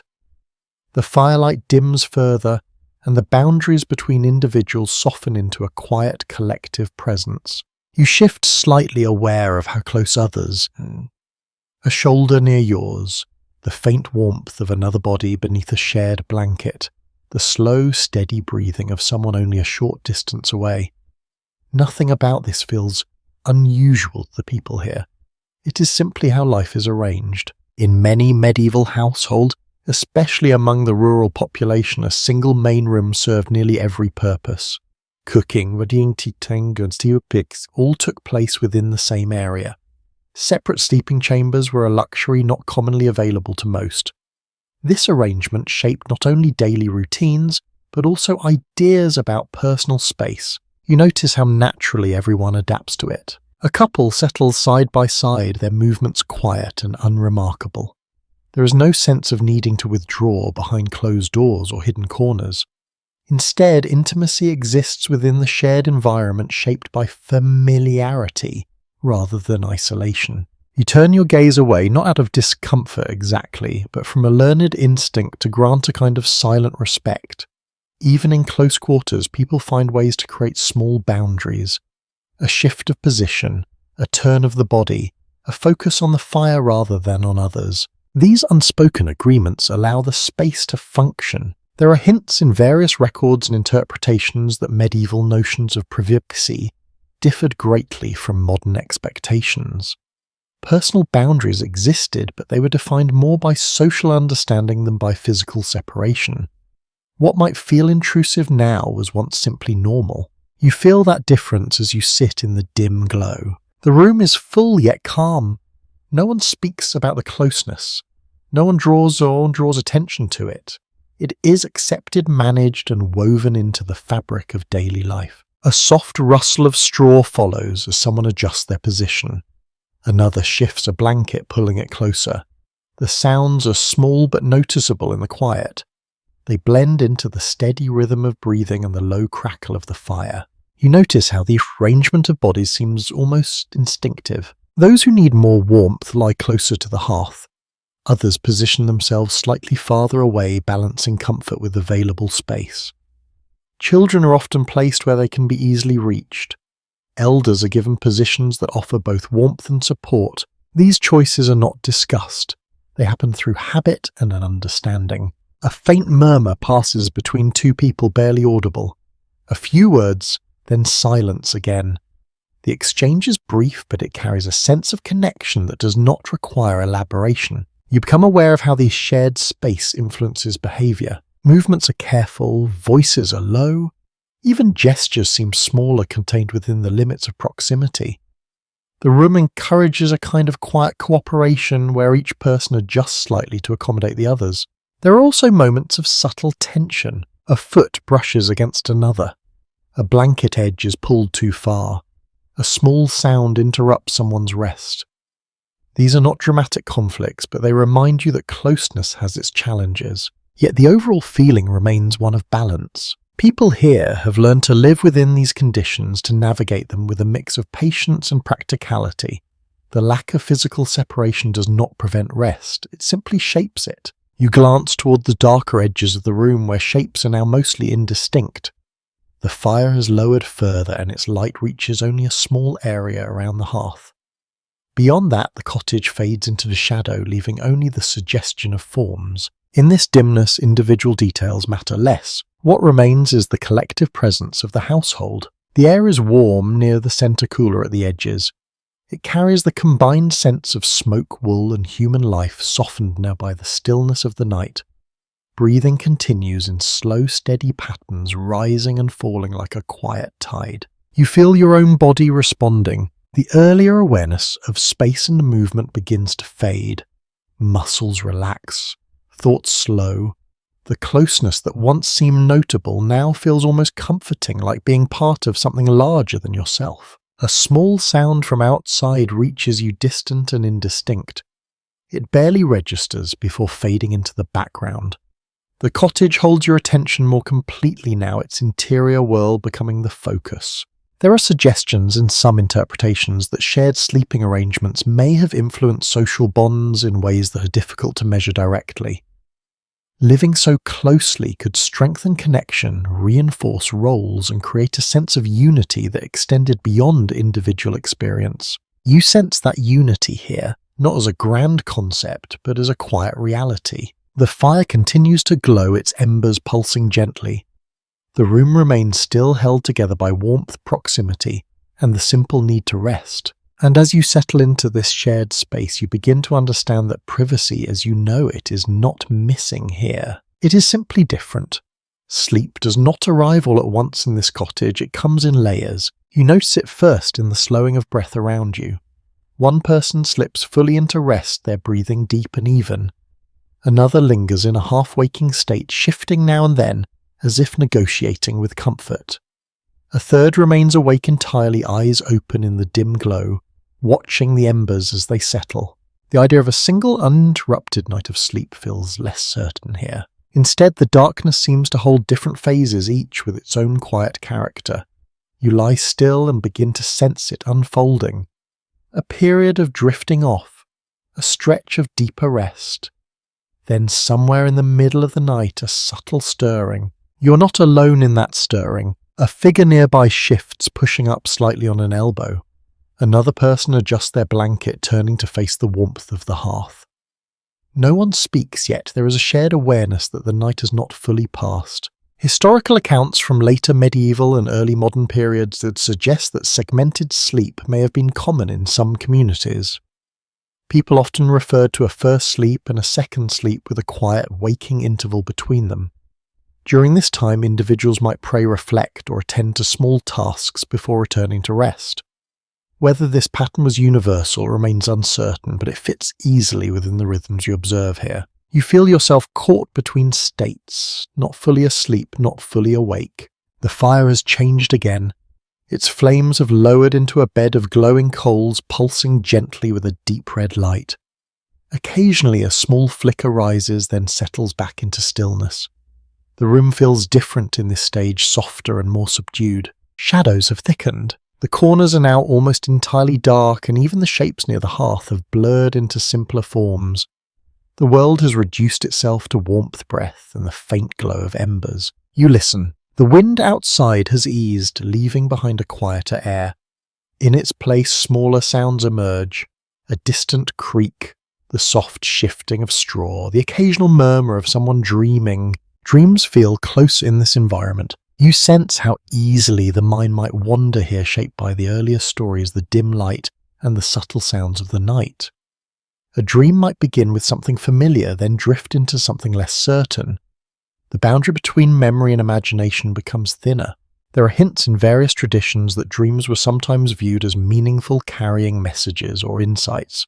Not everyone would have interpreted them in the same way, but the idea that dreams held significance appears often enough to feel natural in this setting. You notice a person nearby murmuring softly in their sleep. The words are unclear, more sound than language, yet they carry emotion. The moment passes quickly and the breathing returns to its steady rhythm. Another figure sits up briefly, perhaps adjusting their position or responding to the discomfort of the straw beneath them.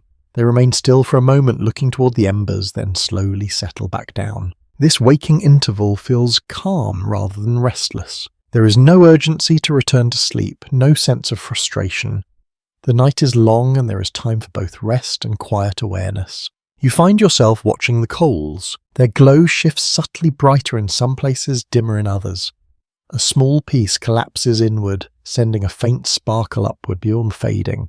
The movement is gentle, almost hypnotic. Time passes differently here. Without clocks or artificial light, the night is measured in sensations. The cooling of the air, the fading of the fire, the rhythm of breathing around you. You feel your own body relaxing, further slipping deeper into the warmth that remains. The earlier awareness of space and sound softens, replaced by a quieter internal focus. A faint draft brushes past, barely noticeable now. It no longer startles, it simply exists part of the environment. You consider how this pattern of sleep might shape the experience of night. Rather than a single block of unconsciousness, it becomes a sequence of states. Rest, waking, reflection, rest again, each phase blending into the next without sharp boundaries. Some interpretations suggest that this segmented approach to sleep may have allowed for moments of contemplation or even social interaction during the night, though. The extent of this practice likely varied. What matters here is the sense of flexibility, the absence of strict division between waking and sleeping. You feel yourself drifting again. The room grows quieter still. Breathing deepens. The embers dim slightly, their glow steady but softer than before. You close your eyes, not fully but enough to let the darkness settle behind them. The sounds of the cottage continue, but they feel farther away now, as if wrapped in layers of warmth and time. The night holds you in this in-between space, neither demanding wakefulness nor insisting on sleep. And in that gentle trance, you begin to understand that rest here is not a single moment. It is a slow unfolding carried through the long winter hours by the steady presence of fire breath and the quiet rhythms of those around you. The night deepens further, and with it comes a quieter awareness of the body. You feel it first as a slight tightness in your chest when you breathe in the cooler air at the edge of the room. Not pain, just a reminder that winter settles into people as much as it settles into the land. Around you the household rests, but not without small signs of strain. A cough breaks the silence. It is soft at first, then repeated once more before fading. No one reacts strongly. The sound is familiar, expected even. Another person clears their throat, shifting slightly under their blanket. These small disturbances pass through the room without fully waking it. Cold seasons often brought an increase in illness, particularly those affecting the lungs and joints. The chill air combined with close living conditions and limited ventilation created an environment where minor ailments could linger. People understood this in their own way, even if the explanations differed from modern knowledge. You notice a small bundle of dried plants hanging near the wall, their shapes delicate in the dim light. Herbs likely gathered and preserved during warmer months. Their purpose extends beyond cooking. They carry the quiet hope of relief. A figure near the hearth reaches for a cup, lifting it carefully. Steam rises faintly, carrying a different scent now. Slightly bitter, earthy, perhaps infused with something meant to soothe or strengthen. The drink is taken slowly, each sip deliberate. There are records of various herbal preparations used throughout medieval Europe, often passed down through local tradition rather than written instruction. Some were effective, others less so. The line between remedy and ritual could blur, shaped by belief as much as by experience. You shift your position and feel a dull ache in your limbs, as if your body is responding to the cold even while wrapped in warmth. It is not surprising. The conditions here are steady but not perfect. Comfort exists, yet it requires constant adjustment. Nearby, someone rubs their hands together, then holds them closer to the embers. The gesture is simple, almost unconscious. Heat is drawn in, held briefly, then lost again as the air cools it. The cycle repeats. A faint creak comes from the roof, followed by a soft settling sound. The structure adjusts to the temperature, expanding and contracting in ways too subtle to see but easy to hear.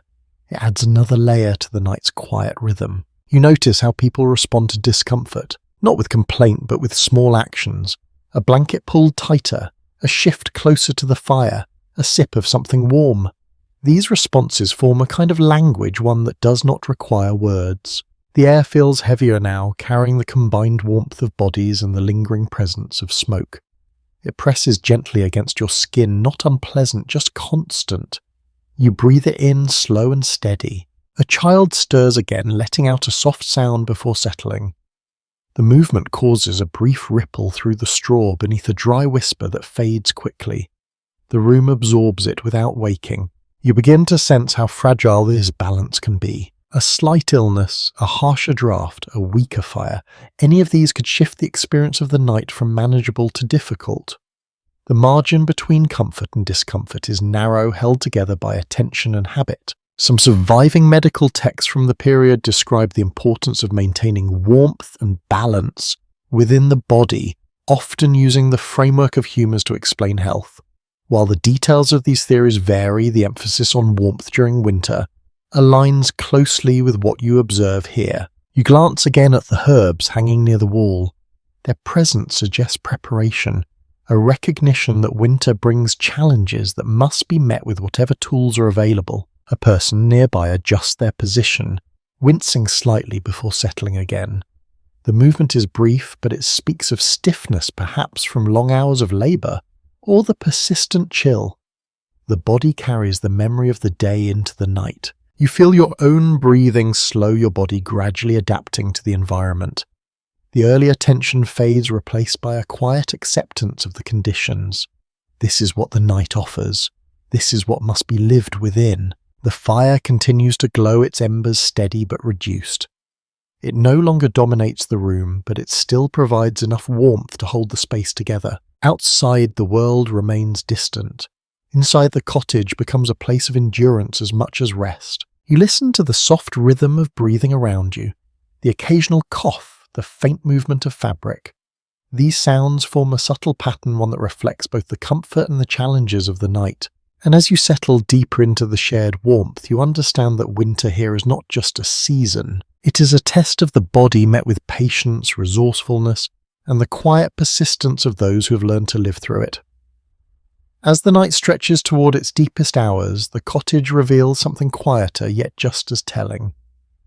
Differences. At first, everything here seemed shared. The same fire, the same air, the same dim light.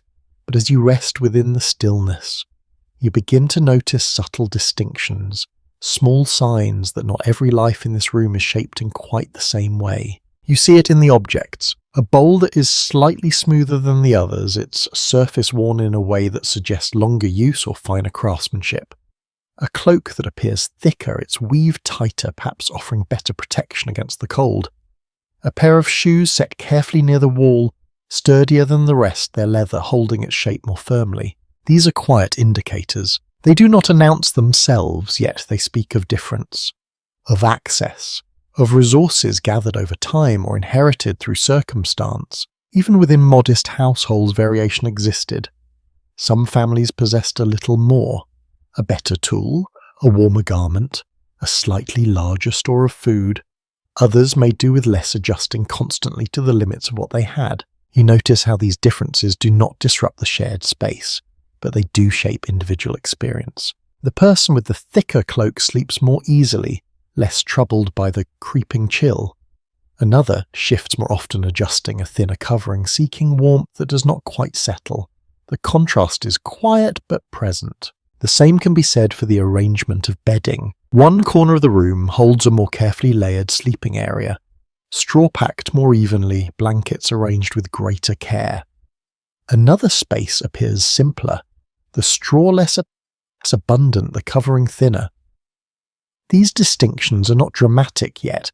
They influence comfort in ways that become clear over the course of the night. You begin to understand that even within a single cottage, life is not entirely uniform. Social structure in medieval communities extended into the home, though, often in subtle ways. Household roles, relationships, and resources could create variations in how space and comfort were distributed.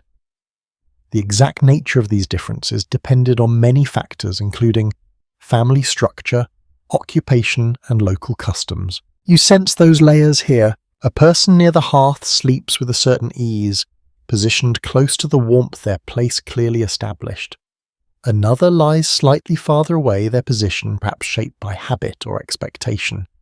No one speaks of it yet, the arrangement carries meaning. A small detail catches your attention. A cup set aside near the wall appears finer than the others. Its shape is more regular, its surface less worn. It may have been acquired through trade or passed down through generations.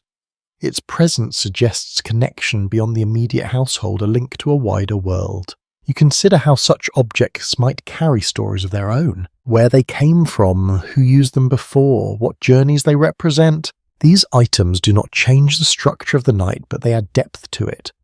They remind you that each person here brings their own history into the shared space. The fire continues its steady glow, treating everyone equally in its warmth, yet the way that warmth is received varies. You feel it in your own body. Closer to the hearth, the heat is comforting, almost enveloping.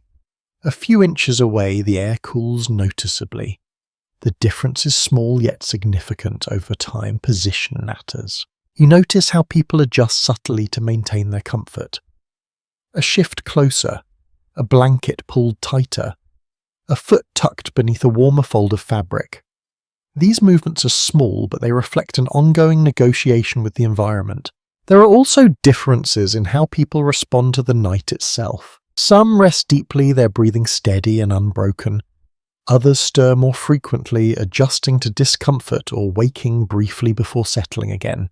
These variations may come from age, health, or simply individual habit. You begin to see the cottage not as a single experience, but as many overlapping ones. Each person lives the night slightly differently, shaped by their position, their resources, and their own body's needs. The shared space holds these differences without separating them. A faint sound from outside reaches you, distant and indistinct. It passes quickly, leaving the interior unchanged. The cottage remains its own world, defined by its walls, its fire, and the people within it. You listen to the breathing again. It is no longer a single rhythm, but a collection of patterns, each one distinct yet blending into a larger whole. The variation does not disrupt the calm, it enriches it. You realize that this balance between shared experience and individual difference is part of what allows the household to function. Everyone contributes, everyone adapts, and within that adaptation, small distinctions persist. The fire lowers slightly, its embers glowing more softly now. The light fades just enough to blur the edges of objects, once more softening the visible signs of difference. In the dimness, the room returns to a more unified appearance. Yet you know the variations remain. They are part of the structure of life here, as real as the walls and the fire. And as you settle deeper into the quiet, you understand that even in the closest of spaces, individuality does not disappear. It simply becomes quieter. The night reaches its deepest stillness just before it begins to change. You feel it in the way the air settles, as if even the cold has paused for a moment. The wind outside has softened to almost nothing, leaving the cottage wrapped in a quiet so complete it seems to press gently against your ears. Inside, the fire has become a low bed of embers. The bright flames of earlier have given way to a steady red glow, pulsing faintly like a slow heartbeat.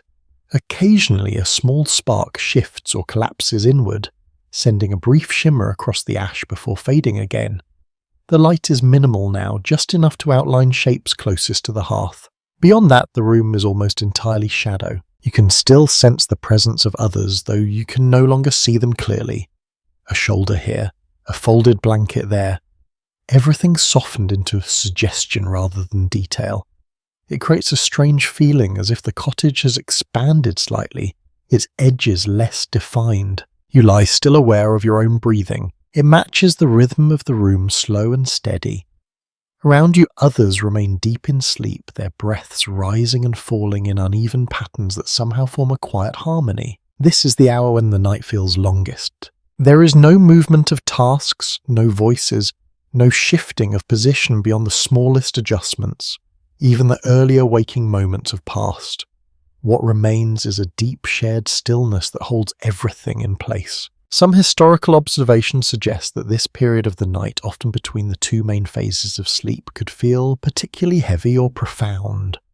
Whether due to the absence of light, the depth of rest, or the quiet of the environment, it carried a distinct atmosphere that people would have recognized without needing to name it. You sense that atmosphere now. It is not unsettling, just vast.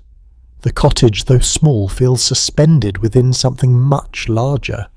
The walls hold their shape, the roof remains steady, yet beyond them lies an expanse of darkness that seems almost endless. You hear a faint sound from outside, not wind this time, something softer, perhaps snow shifting under its own weight or a distant animal moving through the frozen ground. The sound is brief, barely more than a whisper, and then it is gone. Inside, nothing changes. The fire continues its slow glow, the air remains still. The breathing of the household carries on without interruption. You begin to notice the temperature again. Without the stronger flames, the warmth has less reach. The air near the edges of the room feels cooler, creeping inward gradually. It is not a sudden change, but a steady one. A reminder that the fire, like everything else, has limits. A figure near the hearth stirs slightly, perhaps responding to the shift. A hand moves, adjusting a blanket or drawing closer to the remaining warmth. The movement is small, almost instinctive, and soon stillness returns. There are traces in various accounts that people often tended the fire even during the night, adding fuel or adjusting embers to preserve heat until morning. The exact practice would depend on the household, the availability of fuel, and the need for warmth. In some cases, the fire might be allowed to burn low, relying on embers to be revived at dawn. You glance toward the hearth. The embers glow steadily, holding their quiet strength. They seem fragile, yet they persist, maintaining just enough heat to keep the room from slipping fully into cold. You feel a sense of balance here, between warmth and chill, between rest and awareness, between the safety of the cottage and the vastness beyond it. The night holds all of these elements at once without urgency. Your thoughts slow further, drifting in and out of focus. The details of the room blur, replaced by a softer awareness of presence and space. The earlier clarity of observation gives way to a more diffuse perception shaped by darkness and fatigue. A faint shift in the embers sends a brief glow across the nearest surfaces, then fades again. It is enough to remind you that the fire still lives even in this quieter state. You listen once more to the breathing around you. It continues steady and reassuring, each breath a sign of life, of rest, of the shared endurance of the night. Outside, the world remains distant. Inside, the cottage holds its fragile warmth.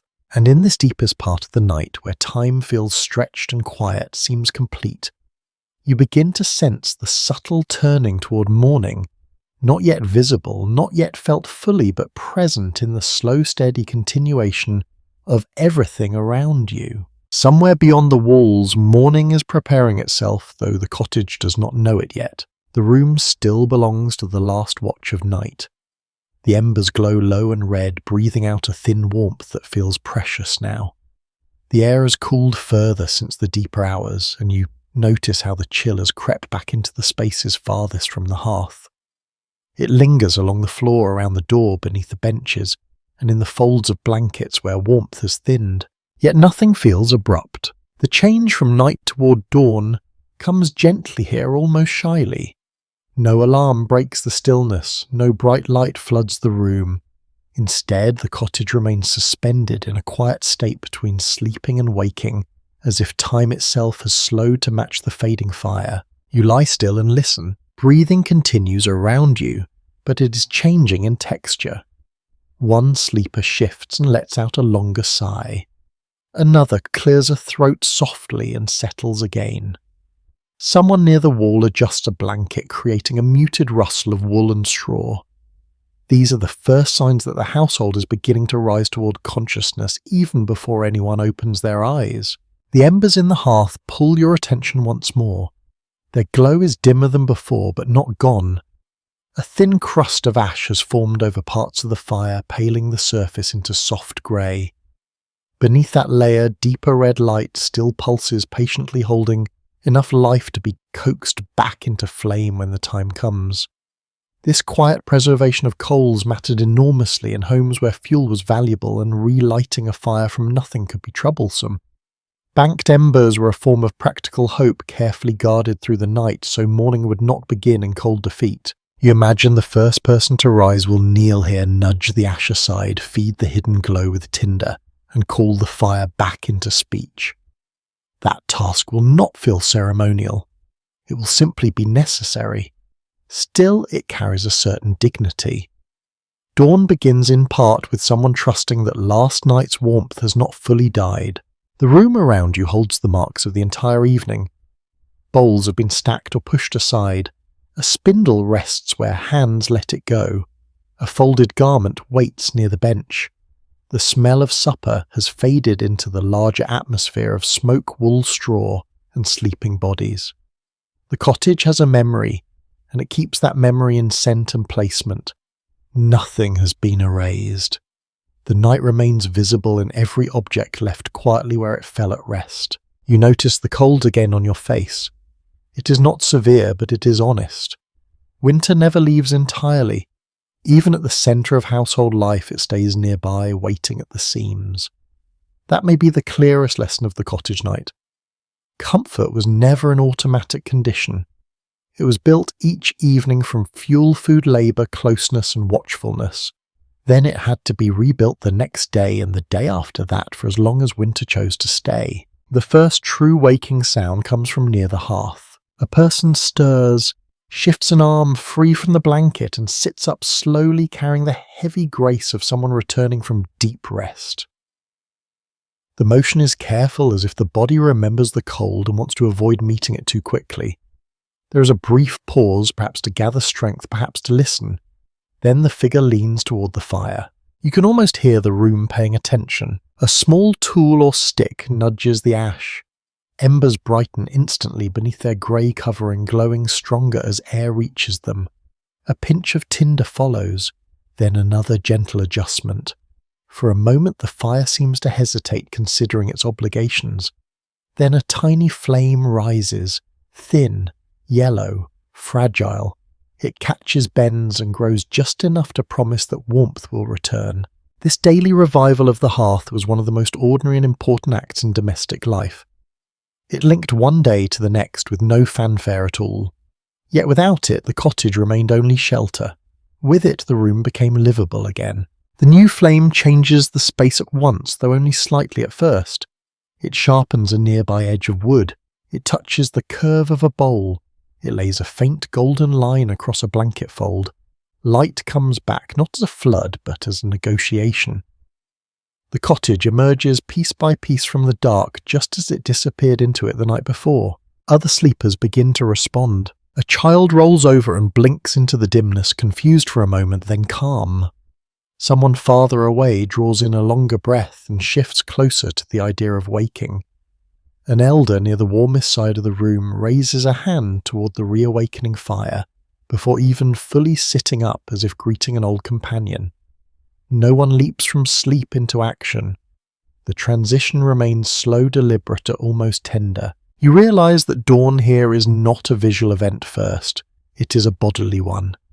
Heat returns, limbs uncurl, blankets move, breath changes, sound gathers. Only after that will daylight begin to matter. Outside, the world is likely pale with frost. The lane may still be hard and white. Roofs may wear the same thin crust of winter they carried hours ago. Somewhere a rooster may attempt optimism far earlier than anyone requested. Inside, though, the household remains focused on the first indoor facts of morning. Fire, warmth, movement. The day begins at the hearth before it begins anywhere else. The atmosphere of this cottage shifts with each small act. One person stretches aching fingers. Another rubs sleep from tired eyes. A folded cloth is drawn around shoulders. Someone checks the pot, perhaps hoping for a little leftover comfort from the night before. The room that had become almost dreamlike in the deepest hours now regains its practical edges, yet the softness does not disappear entirely. It lingers in the slow pace, in the half-silence, in the way people return to themselves gradually. There is something quietly moving about this return. All night, the cottage held uncertainty outside its walls. Wind-cold darkness, strange sounds, old beliefs, bodily discomfort, and the endless test of winter all pressed near. Yet morning has not conquered those things. It has simply resumed the household's conversation with them.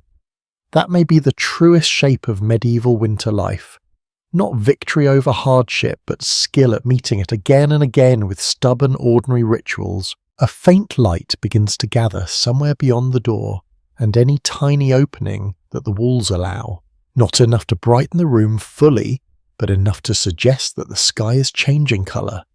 The darkness inside loosens its hold. Objects become more themselves. The bench is only a bench again. The hanging bundle is only herbs. The shadow in the corner is only a tool, not a watching figure invented by firelight and fatigue. You feel the whole night settling into memory. The frozen path outside, the first burst of warmth when the door opened, the smell of pottage, the restless glow of the hearth, the rough kindness of wool and straw, the murmured prayers, the storm against the roof, the breathing of sleepers, the low red hush of embers. All of it now gathers behind you as if the cottage itself has turned a page. And still one final calm remains. Before the day fully claims the room, before chores return, before the door opens to frost and labour and pale winter light, there is this gentle in-between. Fire returning, bodies waking, silence thinning. A world of timber-thatch smoke and memory holding itself steady for one more moment. So you let yourself rest there. You feel the last softness of the night even as morning begins to stir. The warmth on your hands deepens. The chill on your face lessens. The cottage no longer feels suspended between danger and safety. It feels simply alive again, ready to begin another day much like the last, built from effort, habit, and quiet endurance. And as you remain beside the reviving fire, you understand the winter night not as a blank stretch of darkness, but as a whole lived world, intimate and rough, smoky and tender, full of practical comfort and old uncertainty carried hour by hour inside the humble shelter of a medieval cottage. Now the pace softens even more. The fire is awake again, but gently awake, and the room seems to breathe with it. You no longer need to follow every sound or study every shadow. The cottage has done its work. It carried you through the cold, through the dimness, through the murmurs, the stories, the prayers, the creaking roof, and the long hush of sleeping bodies. Kept a small circle of warmth alive against a great dark winter world. So now you can let the details drift. Let the rough wall blur into shadow again. Let the smell of smoke become distant and soft. Let the faint rustle of straw fade into something like wind through dry grass. Imagine the embers brightening once more, not sharply but with a quiet, steady glow that asks nothing of you. Outside, the frost still lies over the fields and lanes, pale and silent beneath the first weak light. Inside the blankets are warm, the hearth is patient, and every movement is slow enough to feel kind. You do not need to rise with the household. You can remain here a little longer in the calm between night and day, where the world is small fire-lit and safe. The cottage holds its warmth close. The beams above rest in silence. The air is cool and smoky and strangely comforting now, as if the whole night has folded itself into a single, gentle breath. And with that breath you can let go. Let the old wooden door stay shut against the frost. Let the first chores belong to someone else. Let the murmur of waking voices soften until they are only a distant rhythm. Stay beside the hearth in your mind where the coals glow red, then gold, then soft again, and where winter feels far away, even while it waits just beyond the walls. Rest here. The night is over. Your story is quiet, and sleep can come easily now. Sleep well,